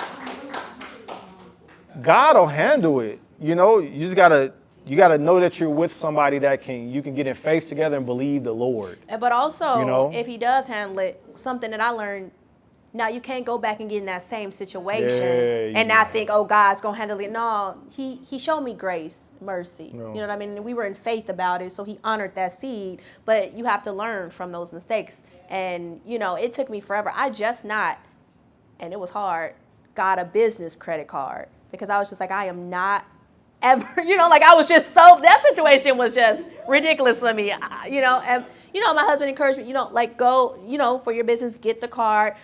But I learned my lesson, like, no, that's never gonna be me again, you know what I mean? But it took that to really get it in my head, because I would always charge my credit cards up, but I was always so good at paying my stuff off. That's how my credit was so high that it didn't matter. But I had just got myself in too big of a ditch at that point. Because remember, it wasn't just that card. That might have been $16,000. Remember, I had a total of 5. So we got rid of those. So it was a lot of money, but I had to learn, like, okay, for you, the cards is just not it. Like, get layaway or something. Like, you need to just chill. But yeah, like, you know, all in all, I would just say, like, you know, the best thing to do, like, in your singleness is embrace it. Because Yes. when that person does come, you don't want to get caught not having embraced your single season.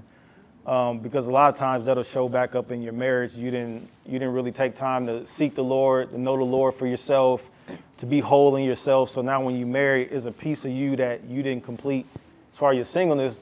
Now that shows up somewhere in your marriage, and it's just not good. So like, and I'll be honest, like I embraced it, but I could have did more in my singleness, you know. But I did enjoy my singleness, and I sought the Lord.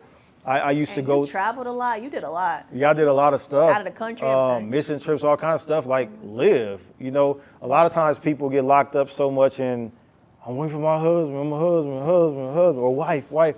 And that just be there. Because I used to be there. I used to be, wife, where my wife? Can't walk in the room without, like, and it becomes to be bondage. You know, it's like, my gosh. So I had to let go. And let God. And so I just started living my life. I said, you know my address, God. You know where I'm going to be. And I left it at that. And he orchestrated that. He orchestrated this. Like he wants to do it without toil. He wants to do it a sweatless victory. Like if you have to figure out on your own, you probably not, you got to let the Lord get in for you and with you. He'll also show you when it's not. It's like, that's not the person. And you got to hear the Lord on it. Like, this is not a decision that you should be trying to do on your own. Yeah. It's just not. And so, you know, I thank God that, like, he put us together like that. I thank God that I was in the place to recognize it, you know, and when I recognized it, I was able to pursue it. And I'm old school too. Like, you want somebody, you go up there. I drove 12 hours, you know. If you have a man in your life that he's not putting that foot forward, like, when somebody show you who they are, believe it. Like, don't try to talk nobody into nothing, you know, or try to make them do, just sit back and chill and watch. Yeah. Like, because the best representation of a person, who they are, is what you see. Just check them out. You're going to see the fruit. Yeah. You're going to see the fruit. Like, Yeah. listen to what they're saying, watch what they're doing, you know? And so I think that's the best advice I could really give, is just like, you know, embrace your singleness. My wife talked all about it. She got in her books.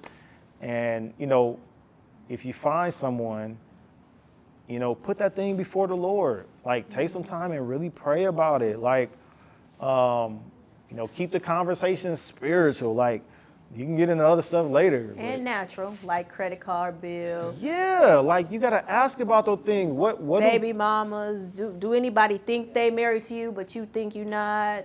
I mean, seriously, Yes. for real. It be some crazy situations. Yes. You think you single, but she think you got to ask those questions. You have to. And I think that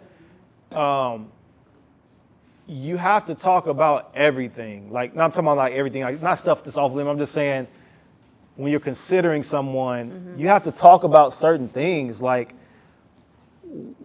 the kids you want to have, how many. And if you have children too, you have children- talk about those things like the other parent. How is your relationship? How do you guys co-parent? Where do I fit in that? I mean, all of those, because I've been with 2 people previous to him that had children, and those were some really important situations. One situation wasn't so great because he didn't know how to.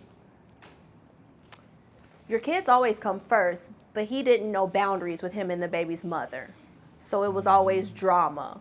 And that's also what you don't want. Then I was in a situation where he knew exactly, because we had a good conversation. We talked about how to have those boundaries. So just because someone has children doesn't mean it has to be a bad situation, but there's so much that you got to talk about just to make sure that you are on the same page when there could be drama or situations that happen. How will you handle that? And you have to know if they have your back, because sometimes it's like, that was my baby mama, that's the mother of my kid, she come before you. Like, and sometimes they may not say that, but that's the actions that you start to see, and that's important to see, can you handle that? And there was one situation I saw how they were, and I'm like, this isn't really worth it for me, because this isn't the life I want to live, right? It's just not worth it for me. And no disrespect to their situation, but I know me, and I know I don't fit well in this. And you just have to know yourself. There could be a situation where you fit in perfectly, right?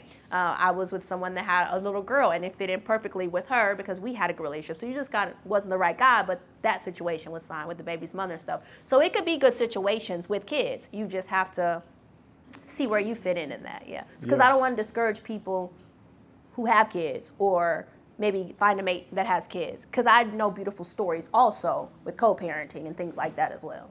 And I'll say this is the last thing I have, but don't be afraid to trust God for what you desire. Yeah. Because a lot of people think like, well, I'm this age now, or, or I've been through this, or don't nobody want me because I got these kids. Man, God is a God of all things. Like, he will fulfill all desires. Yeah. So if you're willing and you have enough faith and gumption within yourself to stand and believe, he will deliver on it. He will. Now, I've seen so many people compromise because, well, like I'll give you an example. There was a relationship 2016 where somebody was trying to connect me with somebody. And it was a friend from school that was in ministry with this young lady. And he was like, oh, yeah, I got somebody for you. Anybody ever heard that before? Yeah. I got somebody for you. All the time. Yeah. I think y'all be perfect together. She's a nice young lady, love God. And that's not the disclaimer for that person's for you, because people are like, oh, they love God. Or they go to church. Like, they not the only person that love God on the planet. Or they go to church. But they just say, if they say that means you're supposed to be like, yes. This is it. You still got to check that person out. Yeah. So anyway. Or that they got a good job. They make good money, sis. They make Okay, good but money. what else? Like, And so I kind of started buying into this, so much so that I ended up getting with this person, and we had like a 3-month relationship. Okay, so I'm gonna tell a real story. the real story. No, because I just want y'all to hear, because it really blessed me. What happened through it, it gave me a stronger stance on really standing and believing God. Mm-hmm. So the friend that connected us, they're like, nice young lady, love the Lord, got a lot going for herself. They talking just like this too, like trying to encourage me. Like, yeah, I'm like, okay. So then when I met the person, they wasn't all the way my type, but they was everything they said. Good person, love the Lord, good job. I was like, okay. So then as they kept talking to me, I started buying into this lie of, well, you pushing 40, you keep passing up on people like this, maybe, well. Mm-hmm. So then I did it. I was like, okay, let me go see this person. It was cool. We ended up connecting. We ended up actually starting a relationship, and it went for about 3 months. So through this relationship, okay, like I'm saved, baptized in the Holy Ghost with the evidence of speaking in tongues. Now that's what I believe, okay? Everybody don't believe that.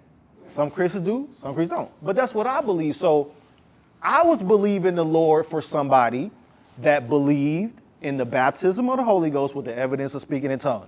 That's just me, okay? Wherever you are, God will give you what you pray for. according to his will. So it got to a place in our relationship where she heard me praying in tongues and she got offended. And so I found out that's not something that her and her church believes in.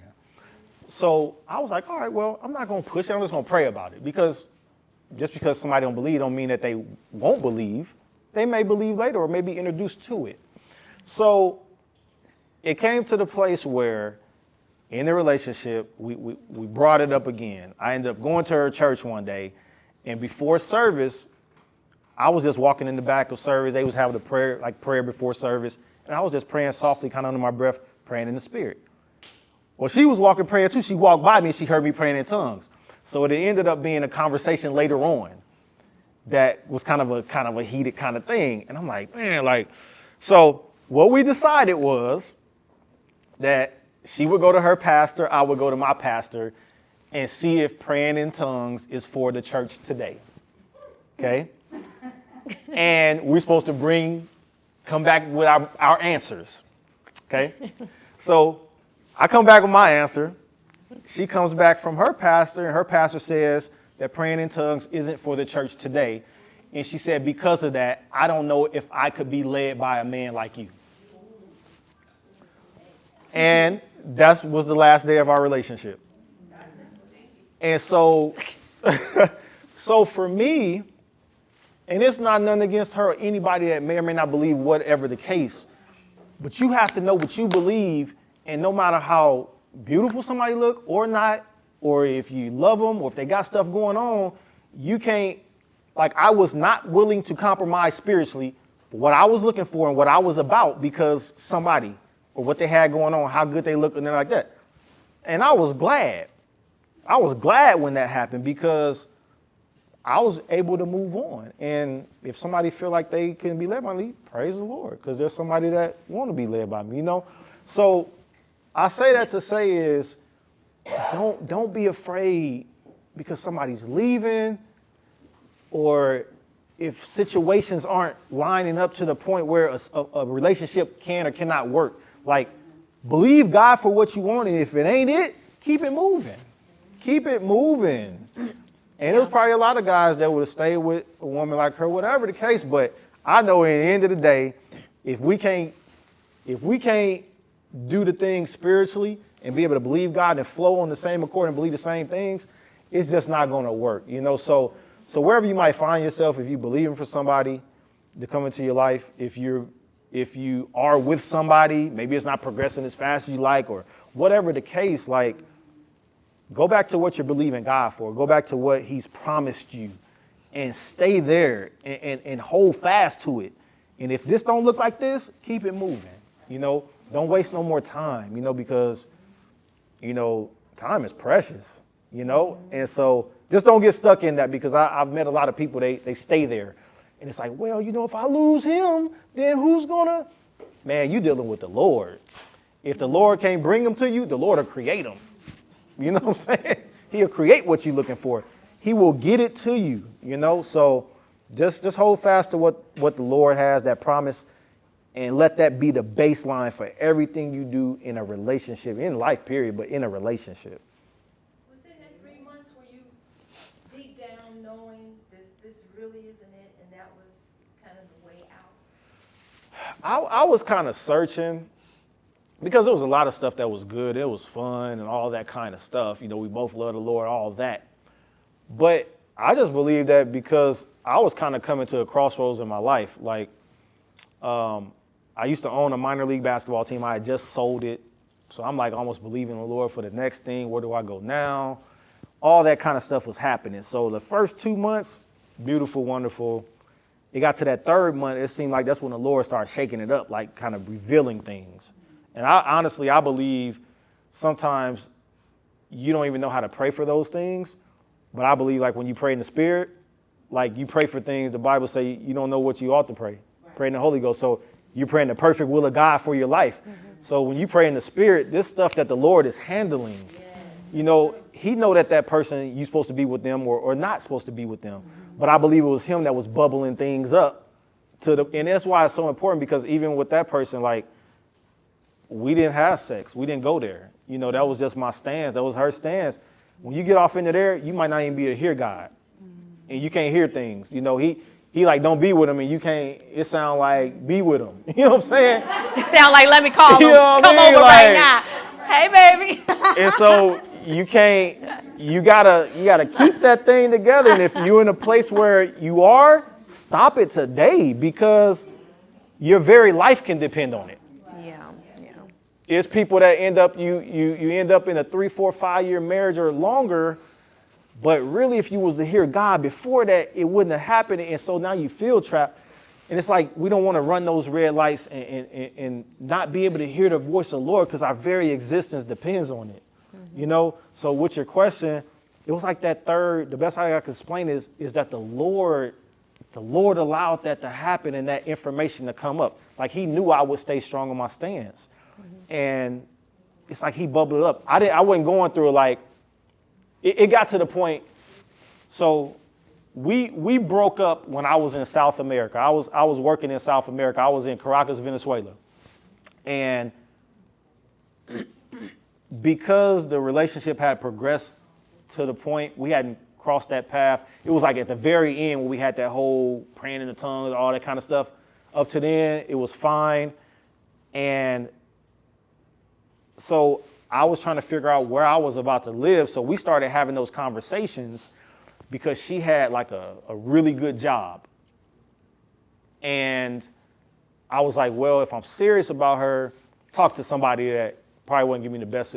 He's like, if you're serious about her, probably was good information, but he said, if you're serious about her, you know, maybe you should move over there to where the city of Sheila. I was like, you know what, that might be a good idea. So ended up, I went over there, talked with her, and her aunt owned this company. And her aunt gave me a job in this company and allowed us to be in the same city. So literally, when I ended up going to South America, I moved out of my place and packed my stuff and had everything packed. So when I got back to the States, I was going to get in my vehicle and drive to the city where she lived and start my new job. And literally right before I left is when all this stuff started happening. And when I was in South America, we talked on the last day I was in South America, and we broke it off on the phone the day before I came back and was to go to move to that city. So I didn't go through it thinking that. It was like at the very end where I was about to move there and go this whole nother chapter and but God knew. So, yeah, I think it's just really trusting in him. You know, definitely if you believe in praying in tongues, pray in tongues, like dedicate time, because there's things that you don't know how to pray for. Like, we don't know how to pray for a month from now. Yeah. Not accurately. I got to kind of You know, talk go ahead. a little bit just about that. Yeah, go ahead. Again, we're not trying to push this on nobody. Yeah, if you yeah. don't believe, it's okay. But Yeah, we're just yeah. talking about from our experience. Because, you know, we always hear the list, right? Write what you want in a mate, what, you know, your desires and all of that. And the thing about it was when he came, I know, because I asked the Holy Spirit, I'm like, at the point of him coming into my life, I wasn't even really praying for him. You understand what I'm saying? I really wasn't even on that at the time. I was kind of just like in that single and satisfied. And I'm like, Lord, how did this happen? How did it happen so kind of perfectly? And he brought it back to me. Even though you didn't think you were praying for it, you had a prayer life. You prayed in the Spirit a lot. And I did. That's one thing in my singleness that I did. I struggled at times, but I had a prayer life. And I prayed in the Spirit a lot. And that's praying, like he said, the perfect will of God for your life. And it really, literally, when all that went down and it happened between us, and it was like a fairy tale. I'm not even gonna lie. Like, I feel like the way it happened for me was just so perfect how God did it for me, where I could be like, wow, God, you love me that much to give me an amazing love story. And so the Lord was showing me, like, it was me doing it. You didn't know, but you were praying for that all along. Because at a time I had this one book, Praying for Your Future Husband. Yeah, I was praying for a whole nother man who I thought was my husband.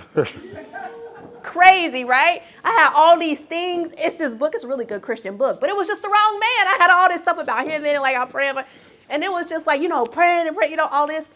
So I was upset at first. I was like, God, I didn't get to do that for my husband, the real one. And he was like, but you were. You had that prayer life. You was praying in the Spirit, and you didn't know it, But that helped bring into fruition the very thing that you have in your life. Because I tell women, pray for your future husband, this, and that. And that is so true. But I was doing it in the spirit and didn't even really know. And it's good to do it in English, as you know, have your list of things you like. But also, just want to encourage you, be open to how God wants to do it. Yeah. Don't be so stubborn on your list Yeah. that you miss out on God. You understand what I'm saying? Because we could be so picky on things that aren't as important. Like, I wouldn't have put on that long distance relationship. As a matter of fact, I almost denied talking to him because she said he was long distance. But she had the city wrong. She thought he lived in Ohio, which is closer How to the here. Lord do it. That's how he do it. So That's when we how were he do talking, it. I thought the whole time he lived in Ohio, when actually he lived in South Carolina. I'm like, wait, you live where? Like, you live how many hours away? Like, but by that time I was a goner already. So it didn't even matter at that Yeah. point. But that's how God kind of had to trick me. So it's just things on the list that it was like, if I would have known up front, this wouldn't even happen. But I had to be open to the Holy Spirit. So it's okay to have your list of things you desire, your deal breakers, but don't get so caught up in that you just miss the move of God in your life. And that's all I want to say. Of course, when there's standards, like he said, a God-fearing woman, she's a Christian, he wanted me to pray into all those things that are core to who you are, yes. But if it's like, I'm just going to keep it real. If you was like, I got to marry a black man, what if God sent him white? I mean, I'm just being real. I've seen that happen. And that's just an example. I'm not saying that if you want a black man, he won't send that. I'm just giving you an example, right? Because he'll give you desires of your heart. But I've known situations where it was a little bit different than what they thought. But once they got married, they was like, this is the best decision of my life. So all I'm saying is, yes, have your deal breakers, have your list and the things you desire, and pray for those things. But be open to the Holy Spirit. And that's the biggest thing that I know from our relationship is that we were both praying. We were praying singles. Like, we were really praying, and we made sure that we opened, we kept ourselves pure, but we also were listening to the Holy Spirit in that time. And again, like I said, I had to kind of shut my family out a little bit. Not because they didn't love me, because they did love me, and they didn't understand how quickly God was moving in our relationship. But once they saw it, they loved him, and they were fine. But it was just like they didn't understand. And so sometimes, like we said earlier, trust God. That doesn't mean keep it a secret. There is, wisdom and counsel. So you want to tell somebody that you trust, right? That's godly in your life. So there's an accountability. But stay encouraged. We know that most of you said you do desire marriage. So is there any comments, questions, concerns before we move on? I Yep. did have a comment. Yep. Because a lot of people like, you should, share your story and everything, but I just want to remind us that you can quote unquote do everything right. Yep. We have to remember we have an enemy. Yep. So I met my husband in church. He was going there. I was living in Naperville as a young college professional. I'm from Gary, but I had got a career in Naperville. But we had marriage counseling. Everybody knew him before I did. But he had some unresolved childhood trauma. He was sexually abused starting at age 5. That did not come up. His family was loving. He had a big family. I love being with his family. I love my mother-in-law. She's deceased now. But it's not to say don't get scared, but we also have to remember that we have an enemy. Yep. And God took me to the beginning, like with Adam and Eve, right? Did he intend to create them? Yes. But did they fall? With the result. Right. So it's not to say that things won't work out, and that's not the thing I'm putting out there. It's just me saying, just understand that just because you do everything quote unquote right, doesn't mean that you won't go through things, because like I was like, who can I think of in the Bible? Like Naomi and Ruth. Naomi was godly woman, but her husband and her sons died. Yep. So if you look in the Bible, it's like, I believe God's gonna bless me again. Yeah. I stayed by my husband's side a long time after his situation. From our marriage, we have the 2 kids I mentioned, but I just, and we have a healthy relationship. God has healed me, I've forgiven, and all that. I was angry with God, if I keep it 100. Yeah. I wasn't angry with him because I said, God, I told you I didn't want to be married. I wanted to wait. I had a financial mind as a young person. I wanted to wait till I was 30. That was like the ideal age in my mind. I got married like 5-6 years earlier. But I just want us to understand, as we're walking this life, we do have an enemy. And it's not to discourage anything that's been said, but there are things that you go through. But the blessing of my story is what could have caused me to be a whole nother person, have a whole nother life. I got to see God in another way. And But I got to see God in a way that I never thought I would have had to, because I really didn't go through much. I was like, "You sent this man." Yeah. You know, but God has been so good in the midst of it, you know, and it took a lot. So I don't know, and you don't have to be married to go through something. Right. You know, you've been with someone a long time, or whatever the case, it don't, you know, because my friends are like, I say, girl, look, I wait till I was married, and I ended up being like a single parent. So what it meant, like, God is still the same God. He's Right. the same God grace to the 16-year-old pregnant mom to me, you know, the person quote unquote did right. So I just want to encourage you all, and not about age or anything. I'm 49. I finalized the divorce in 2020. We got married in 2000. I'm sorry. We got married in 2000.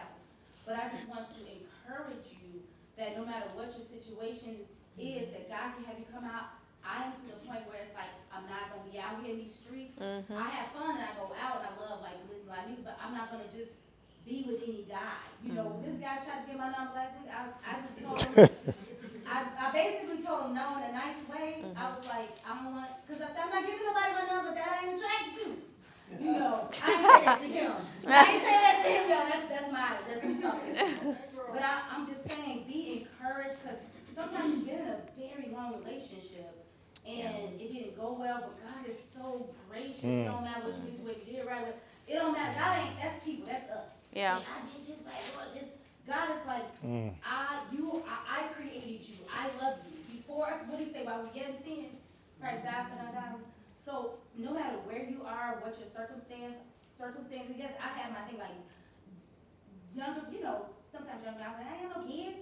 My baby is 20. So I have my things, you know what I'm saying? But even if you still want kids, trust God for everything. No matter how hard or rough it's been, God will bless you. And we have a healthy relationship, my ex and I. But we had a healthy relationship in the beginning, so it's nothing weird, you know what I'm saying? But God can bless you through some amazing things. His face was on the paper, in the news, Chicago news. His face took the whole TV screen, the situation that arose. You know? And I stood by his side a very long time. People wanted me to move on. I didn't know what to do, because I'm like, if people thought it was him, but it was me trusting God. I trusted God. So, and then I had these 2 young children I'm raising, so I just focused on being a mom. Yeah. But no matter what you go through, God will, what he said, give you beauty for ashes. And I'm not at the end of my story. It's not too late. Right. It don't matter your age. Yeah. I just want to encourage you, no matter how hard, whatever it is, because everybody's story is different. Yeah. And like I say, I'm just coming from me, because I was married before. Yeah. But I just want y'all to be encouraged, and I'm so encouraged. I love it. I really received the thing about praying in the spirit more. And then the other thing, you just affirm, like, there are men out here, but I hear it, but it's nice to see somebody that's saying, look, we ain't doing nothing until we get married. 'Cause I hear guys on podcasts that are, you know, talking that, and I believe it's true. But I believe it's true. Yeah. You know, Yeah. people say, I ain't never said I didn't want no man. I just didn't want to be married for a minute. Yeah. I had goals. I had career goals. So No, I it makes just wanted sense. to just encourage you and just thank you guys for doing this. It truly blessed me. But I came here to be blessed. I came here with an expectation of being blessed. So I thank you. Thank you for Yeah. coming. I, Oh. And if y'all want to hook me up, let me. Look, I know somebody. Trust and believe. I know. She said, I know. Look, we taking inventory now. can I say something? Go ahead, Can I say Louis. something real quick? And then after, go ahead, Louis. We taking inventory. Listen, of the room. Listen, it's so awesome, like from a man's perspective, like one thing I valued about her the most was that she was about her business and she loved the Lord. Like, I wasn't even taking nothing less. Like, I was about the Father's business. And so as women, do not be afraid to be who you are in God. There is somebody that God will send to you. Yeah. Like, when I seen her, and even to today, I'm so grateful that she's a woman of God, that she prays. I hear her pray, like, pray for me. Like, that is priceless. I don't even desire nothing else. You know what I mean? Like, I gotta have that. You know what I mean? So those were the values that I was looking for. So if that's what you desire, stand and wait for God to do it for you. Because like I say, when you get into this marriage thing, like the enemy, he over here like, you get married, he like, you know what I'm saying? Like, now the battle's on. And you got to know how to stand, but you got to have somebody you can stand with. Yeah. If And you, not against you. Yeah, if you know how to stand, but they milk toast, it's like the enemy, like, yes. You know what I'm saying? I like, never heard that. Milk toast. you know, milk toast. It's just dripping. It's weak. You know what I mean? You know what I'm saying? So like, you gotta have somebody that's gonna stand in the trenches with you, because the institution of marriage, it reminds the devil of the God in church. You know what I'm saying? So this right here, the devil don't like this. He might be trying to get to me and gonna go through her, or he might be trying to get to her and he'll slip a thought here. But you got to know how to stand against that stuff, and you got to know how to cover each other. Like, the biggest thing to even look for as well in a man is that he understands what covering means, because he has to cover his home. Like, being a husband is not for the weak. I'll be honest with you. It's not. And I'm being honest. I am being honest. Like, A good, godly husband, it ain't for the weak. because there's, like, before God, I'm responsible for her.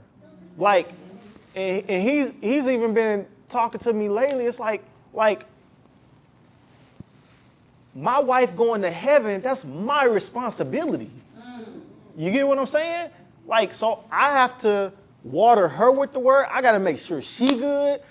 I got to see if the enemy come in at her. I got to deal with that, because we won. So the enemy try to come at her, I can step in like, hold on, homie.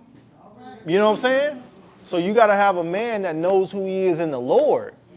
And if he like, well, you know, I go to church sometime, and you trying to go on a date with him?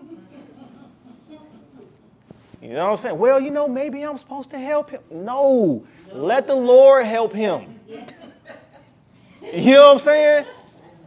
It ain't for you to help him to get where he's supposed to be spiritually. Because if you're trying to help him to do that, the devil gonna come and just wear y'all out. Like, because he's supposed to be the covering. He the bottom line in y'all home. And he's the one, he ain't supposed to be the Adam that God come to him and be like, well, Eve. No, he's supposed to be like, you know what, Lord, that's my fault. I didn't cover my home like I'm supposed to. Like, you got to have somebody who knows who they are, number one, and who they are in the Lord and their position. So please, please, please, like, if you're in something that's iffy, man, seek the Lord on that thing. If that man is not where he's supposed to be. Like, this is not like, oh, I'm about to go to Strax and pick up. No, this is like marriage, the institution that God created. And if God created it, then God has the instructions for how it's supposed to be ran. He created marriage. So if somebody doesn't have that revelation of their role as a man or even a woman, because a wife becomes a wife before she becomes a wife. You see what I'm saying? And a husband should become a husband before he becomes a husband. He should already embody that, learn about it. I can remember, and then I'll hand it over, but I can remember before I was married, I used to go to marriage conferences by myself, because I was learning. Like, if you want to be a doctor, a dentist, they go to school forever to learn, and all of a sudden people won't get married. They think they're supposed to roll into marriage. You don't know nothing. It's like, put yourself in a place to learn. I used to go to these marriage conferences by myself just to get the revelation and learn what it means to be a husband. So as women, do that. But as you looking at a man, make sure that man that you got them googly eyes at, make sure that he know the Lord and know who he is. And you'll know it. You just sit back and you'll see like, nah, he's not ready. You know, I'm going to give him a little time. I still like him, but I'm going to give him a season. I'm going to see if he go, what he going through, see if he get through this set. See how many times he comes to church. See if he on the front row. Does he volunteer? Does he serve? Does he keep his car clean? Amen. You know what I mean? Like, I'm just saying, you know. Well, I would have been disqualified because I don't keep my car. I mean, He'd keep it clean for me. I'm just saying, you can look at somebody and a lot of times what you see on the outside Yeah, is a it's in the condition of inside. what's going on the inside. So please pay attention. That's all I'm saying. Sometimes you're going through transition though, so you can't just keep. Let let them go. But if it's been 2 years, and you know how the cars be like, the car be like real dirty, but they got the license plates that say Jesus is Lord. I'm just joking, but all I'm saying is be watchful. Be watchful and who you're choosing, and make sure they're where they need to be in the Lord, so that you're not marrying a counterfeit. You're marrying somebody that can really cover you, because that's the most important thing. They have to be able to cover you. Like your soul is at stake, and they have to know what they're doing. So, Somebody has some over here. Go ahead, Marsha. What you cracking up, Marsha? What? Then you. Okay. I've learned a couple of hard lessons, and it's like the same lesson. Uh-huh. Every loss is not a loss. That's a good one. It's a huge win. Yep. And 5 years ago, when I let go of who I let go of, Mhm. oh my God. Mm. It's like, thank you. Because I think I felt like, oh, we have history. Oh, we have history. Yep. And when he comes back, oh, yeah, we're going to work it this time. No, let me tell you something. I don't even think guys nowadays don't even know how to properly ask you for a date. Old fashioned. And this dude when he be in a dating group. And I don't want to jump in it no more. I do know that God is going to send them, but I'm not letting this one right now because I've seen some stuff and I'm like, ooh. Yep. But, what, and I asked one of my friends, one of my boys working in the mill, I said, he was like, Marcia, let me go on the date with a guy. I said, okay, that's fine, but I'm driving. I'm driving, we can meet each other here. Mm-hmm. We get there and he was like this close to my face. He said, how everybody in here know you? They know as the salad lady, they were customers. They speak, everybody speaking to you. I'm like, okay, this is going real already. His exact words to me were, I'm gonna be all over you like the gooch was all over Arnold and Willis. I said, and left. He was outside the parking lot. Where you going? I said, away from you. And I backed up. But I've been single probably for the last 5 years. And the guy who, this was a back and forth thing since 1997. Let it go in. His boys got in his ear.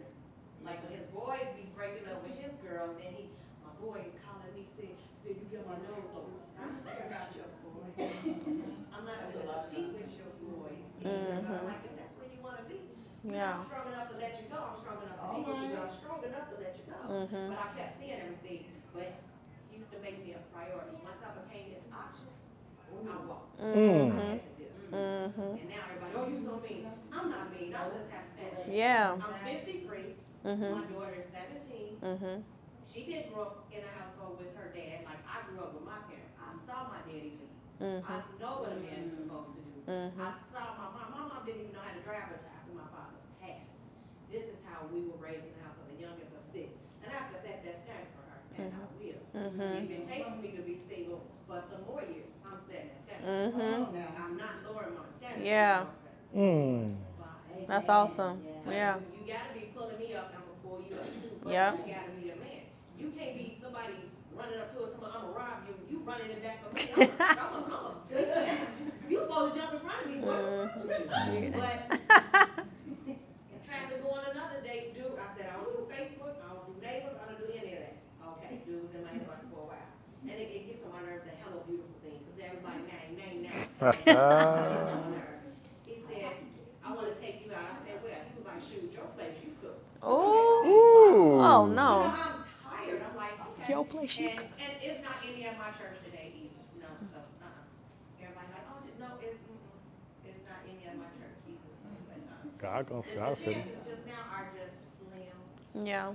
And it's not how it used to be. Yeah. I'm still going, I still like old fashioned. Yeah. But God can definitely send you that, because he was definitely, I used to think he was down south boy, because you know how they talk about the yeah, like down south guys, like just their charm and like all just like I thought he was, because he don't act like he's from Chicago. I'm just like, you know, the stereotypical, you know, or from here either. I used to be like, you from down south, because he was just so charming and sweet, but it was real. It wasn't like, you know, how some charming is fake. So trust God, because that's how I was. I got to the point where I was like, I'm not dating. I'm done.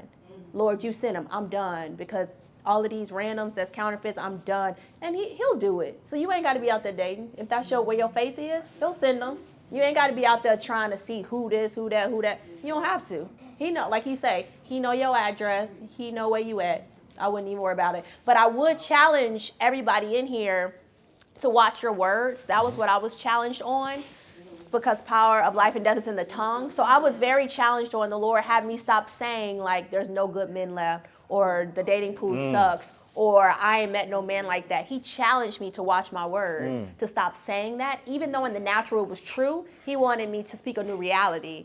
And because you're going to end up getting what you speak. So I would just challenge everybody in here to watch your words and start speaking even when it don't seem like it's what you want. Start speaking what you want to see, because eventually you're going to attract that reality. So you had something to say, one. Yeah, this has been a very good blessing. Because when my daughter, you know, she was like, Mom, I got his tickets. Aw, thank you, daughter. Thank you for bringing her. Because I had like 3 things that I was going to do. I was just trying to figure out what I was going to do. Yeah, So then when I talked to she's been going through some things, I said, well, I think it'd be more beneficial yeah, to bring her here Mhm. to hear this. yes, And I'm really, really glad. But the other thing I was going to say, no man after the flesh, mm-hmm, but after the spirit. mm-hmm, Just because he's tall, dark, and handsome, or Yep. right, or whatever. yeah, You know, working a good job, doing Yep. this, doing that. You have to look at the spirit of the man. yes, You know, you can't go by what he said, you go by what he did. mm-hmm, Because he might say, I love you. Yep. But it's actually saying, something I else. don't. Yep, You know, and we just have to be wise and, like you all are saying, seek the Lord for it. yeah, Because I had, you know, well, my husband he been passed since 2013. mm-hmm, And so I had, you know, I talked to some folk and I was just like, okay, why haven't I gotten that husband yet? Because I've been Yeah, talking to the wrong ones. yeah. You know, and that's something that we have to realize too, is when we're talking to the wrong ones. mm-hmm, Because if they're not bringing, you know, if they're not adding to you, then they're taking away from you. mm-hmm, yes, And we don't need that. no. We don't need that. Well, thanks for coming. So I just wanted to say that, but Yeah. right now, I'm very happy. I'm very happy. Come go when I want to. Yes. If I want to cook, I cook. Yep. Which most I don't. If you want to look crazy all day, leave the laundry everywhere, not do nothing. Look. But I am believing God. I am believing God. I'm not looking for nobody. Yeah, I ain't looking for nothing. There's a lot of times when you look, you get the wrong thing. Always. don't I know it? Always. So ain't nobody studied nothing about the devil or what he got. Yep. So we just believe in God. Well, thank you for coming. You next. Go ahead. Hi, would you share Max Out Girl and what that means? Of course. So I kind of shared a little bit earlier that Max Out Girl derived from my podcast. It's called the Max Out Girl podcast. And so it encourages women to maximize their potential in every area of their life. So I empower women. So on that podcast, I talk about like our faith, relationships. So in relationships, because that's one of the pillars, like spiritual, mental, social, financial, just some of the things I talk about within the 5 parts of the whole person. So within the relationships, that's singleness, dating, marriage, friendships as well. We talk about on there our faith. And then because I'm an entrepreneur and I talk about business, women in business spotlights, and not just business, but career as well, because everybody's not an entrepreneur. And so we just talk about those different areas. So it's just empowering women to maximize their potential, pretty much live their best life. So I always say, max out, girl. So maximizing your different areas. So I was kind of telling them we were having the Max Out Girl meetups once a month, but we're going to do once a quarter in person. And then we'll start back up. We're starting the podcast up like a couple weeks. So that's what that is. It's going to be once a week again. Yeah. Yes. So I have a question related to quote unquote max out girl. Sure. In my opinion. Sure. I'm thinking that, and this may just be me, Mm-hmm. but you know, at 65, I have gone through a lot of life. Mm-hmm. And I've met a whole lot of people because I'm also in ministry. Uh-huh. And because of that, I meet women who just don't know what to expect. Mm-hmm. Put it that way. Out of life. Right. Okay. And relationship, and each other, you know, especially in our community. So what I'm thinking is that, and I remember having a conversation, we were having a meal or something, a lot of us were at the table, and we were talking about somebody's husband or whatever. And I have had experience, and I even had the wife come and tell me, my husband told me what you said about that ring thing. Because men just don't wear their rings. And you know, They don't. no single woman wants a married man. I mean, I used to And say I that wonder why and that then- is, because my husband he's emphatic about it. Like, he left it when we left the house, you have and to he go back made and us get go it. back. He's very, so I wonder, so you're saying overall, a lot of married men don't wear their rings? In the church. In the church. Okay. Most of the environment I'm around brothers is in the church. And sometimes, like this was a brother who went through ministry training with me, and I was like, dude, wear your ring. That's for your protection and mine, because no woman should want another Woman's She husband. wants their own. And that's just letting us know I'm taken. You know what I'm saying? Because if not, we don't know, right? But you asked the question. Yeah, you can ask, yeah. But you shouldn't have to pay somebody some attention enough to ask them, are they married? But the other point to that was Yeah. on our behalf. When a brother approaches us and he's married, we need to leave that brother alone. and Correct. tell him to get his act together. Absolutely. We need to literally say to him, brother, you disrespecting my Absolutely. sister. Yes. What's up with that? Yes. You know, call him higher, because Yeah. when we do that, then we're helping the whole community. You are correct. Yeah. Yeah. So that was my perspective. Yeah, no, that's a good perspective. Definitely, we need to hold each other accountable. For sure. Blessed to be a blessing. Yeah. Yeah. Can I say one more? Go ahead. I wanted to Then ask you go. something. So I think another thing that's important, even as singles, to understand what marriage is too, because a lot of people don't understand what marriage is for. They think it's just, ooh, I just want somebody fine, I just want somebody to look good or whatever. Yeah, and that's come with the package. You know what I'm saying? Just like the shoestrings come with the shoes. You know, it comes together. But God uses the institutions of marriage to fulfill his purpose in the planet. And so sometimes when especially younger people, when they don't have that revelation, like, you can misuse the institution of marriage. And so instead of understanding, like, I understand that he's putting us together to fulfill his purpose. There's things in her, there's things in me. And as a husband, I am under God, I'm a steward of the gifts he's put in her. Because when she stands before the Lord, she has to give an account of what he put in her. And so if I'm stopping that up, then there's a answering that I have to do as a husband. So, because he's going to judge us based on what he's put in us. Did you do what I called you to do? And so, and I feel like there's a lot of that where we're going to talk about to a lot of people, because I think that's the sobering thought when we stand before the Lord. Like, I ain't going to be there where she ain't going to be there with me. But I'm probably going to have to, okay, what did you do? Did you make sure that, or did you hinder what I put in her, vice versa? And a lot of people just don't quite understand that. And that's one thing I really want to help people understand, because he's been dealing with me that so much about doing what I told you to do. You remember the parable of the talents? You know, with the one that got 5, he multiplied it. You know, one that 10 multiplied it. The one that got 1 went and hid it. But he had to give an account when the master came back. And so I believe a big part of what we're going to have to give account of when we stand before the Lord is, what did we do with what he gave us?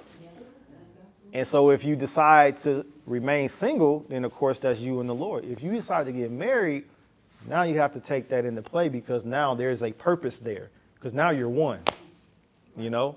And so was that purpose fulfilled? And you have to take that very seriously, you know? And so I think in seeking after that person, or believing God for that next person, keep that in mind and make sure you understand that, so that you can go in soberly, so that in the end it can be pleasing to the Lord. I know we got work to do, you know what I'm saying? Like, we have to get this work done for the Lord. He's coming back soon. And this ain't a time to play. So whoever you getting with, it ain't a plaything. You know what I'm saying? Like, it's serious business. You know what I'm saying? So I just wanted to say that because that's just been on my heart lately. Especially with us, of course, because I'm like, okay, there's things we have to get done. Why are we on this planet? It's about, we've been witnessing more lately, passing tracks out. You know what I'm saying? Like, it's time to get about his business, And when you're together, you can do it as a power couple, and so that's what it should be about. It's not just about, I just want to be with somebody. Like, that's the benefit. That's the benefit. Yeah, that's the extra benefit to it. But on the totem pole, that's down here. You know what I'm saying? That comes with it, but the purpose of God is that top thing. Like, we got to fulfill what he's put us on the planet to do. Yeah. I just want to say you're going to be challenged too. Because Yeah. two will chase 1,000. Mm-hmm. Right. Won't take time so to the enemy is going to come to try to separate. So Absolutely. have a plan in place. Yes. Make it forever. Yep. Mm-hmm. Yes. And then also, because of the way our society is set up, and a lot of us don't even think about this. I mean, I was like, I thought I was retiring at 65. Okay. Finding out I'm not. Yeah. Why? Yeah. I was a mentor. Yeah. I didn't understand your retirement income starts when you work your first job. And if you never work a job, then you don't get to look forward to any retirement income. And if you only work a few years, but if it's two people also in retirement, now you could afford to retire and do some stuff. One person, you better have some resources in place to augment whatever income you might have coming in as one person. Yeah. And then for children too, and this is a new revelation that I'm getting based on the fact of my age, and that is that children, how do you motivate your children to do the right thing? How do you keep them focused?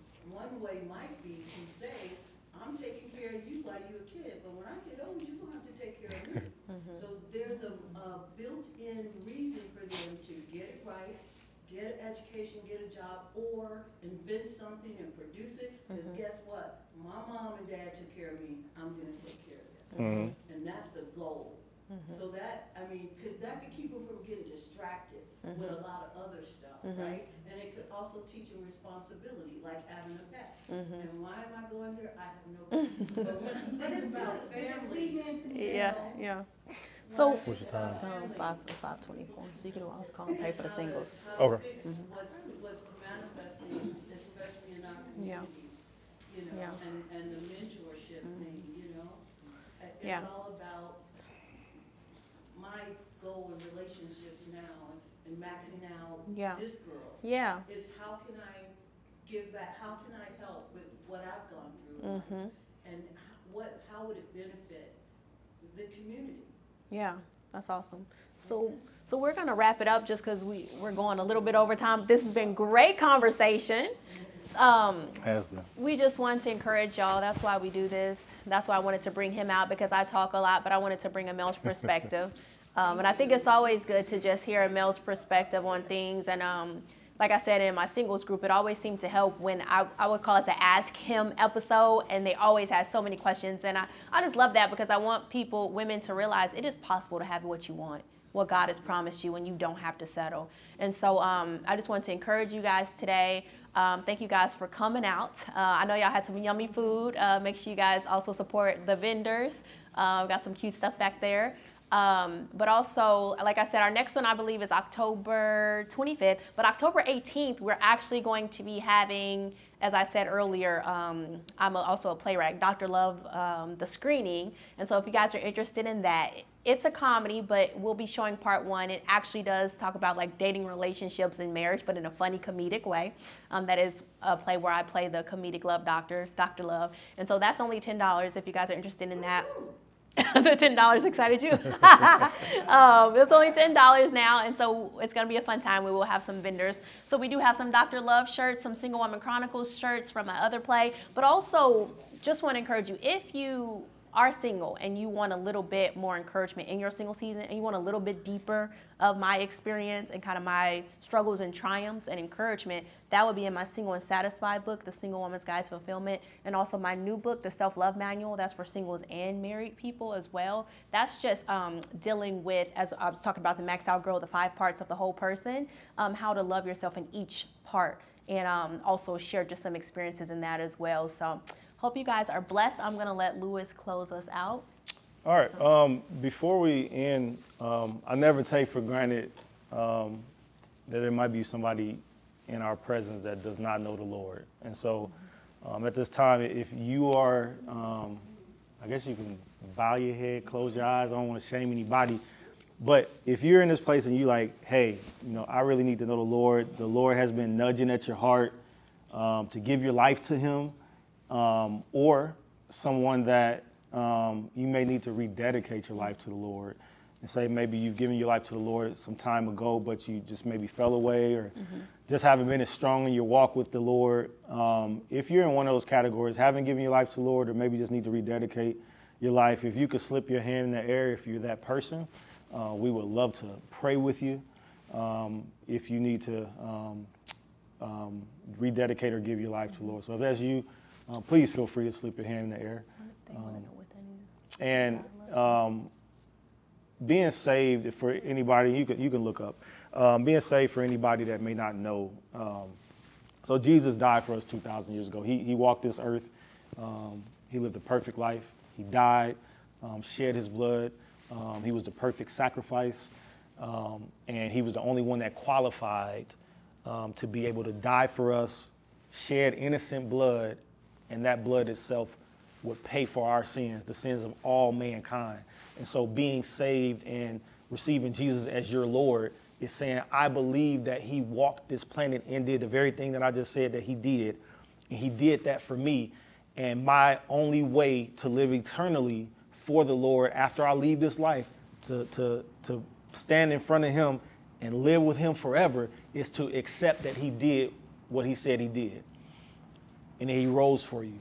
And so that's what that means. So if somebody did not know, I just wanted to kind of explain that. He is the only way to heaven, and accepting him into your life as your Lord and Savior verbally is the way that you enter into that relationship with him as Lord, giving him the lordship over your life, and after you leave this planet, going with him and going to heaven. When you close your eyes on this side, you'll wake up on that side looking at him and spending your life with him. So if that's anybody, I would say you can come up front afterwards. We'll pray with you. But outside that, and please come up. We'd love to pray with you. The host. Okay. So let's just pray this prayer together, just in case. All right. Say, Lord Jesus. Lord Jesus, I come to you now. I come to you now, Just as I am. just as I am. You know my life. You know my life. You know how I live. You know how I live. Forgive me, Lord. Forgive me, Lord. I confess my sins to you. I confess my sins to you. Jesus, Jesus, I believe I believe that you are the Son of God. that you are the Son of God. I believe you died for me I believe you died for me and that you rose again. and that you rose again. So, Lord, Lord, from this day from forward, this day forward, I call you my Lord. I call you my Lord. I will live for you I will live for you as you show me how. as you show me how. I declare that this day I declare that this day is the best day is the best day of the rest of my life of the rest of my life because I have you in my life now. because I have you in my life now. So I thank you So I thank you that I am saved. that I am saved. In Jesus' name. In Jesus' name. Amen. Amen. All right.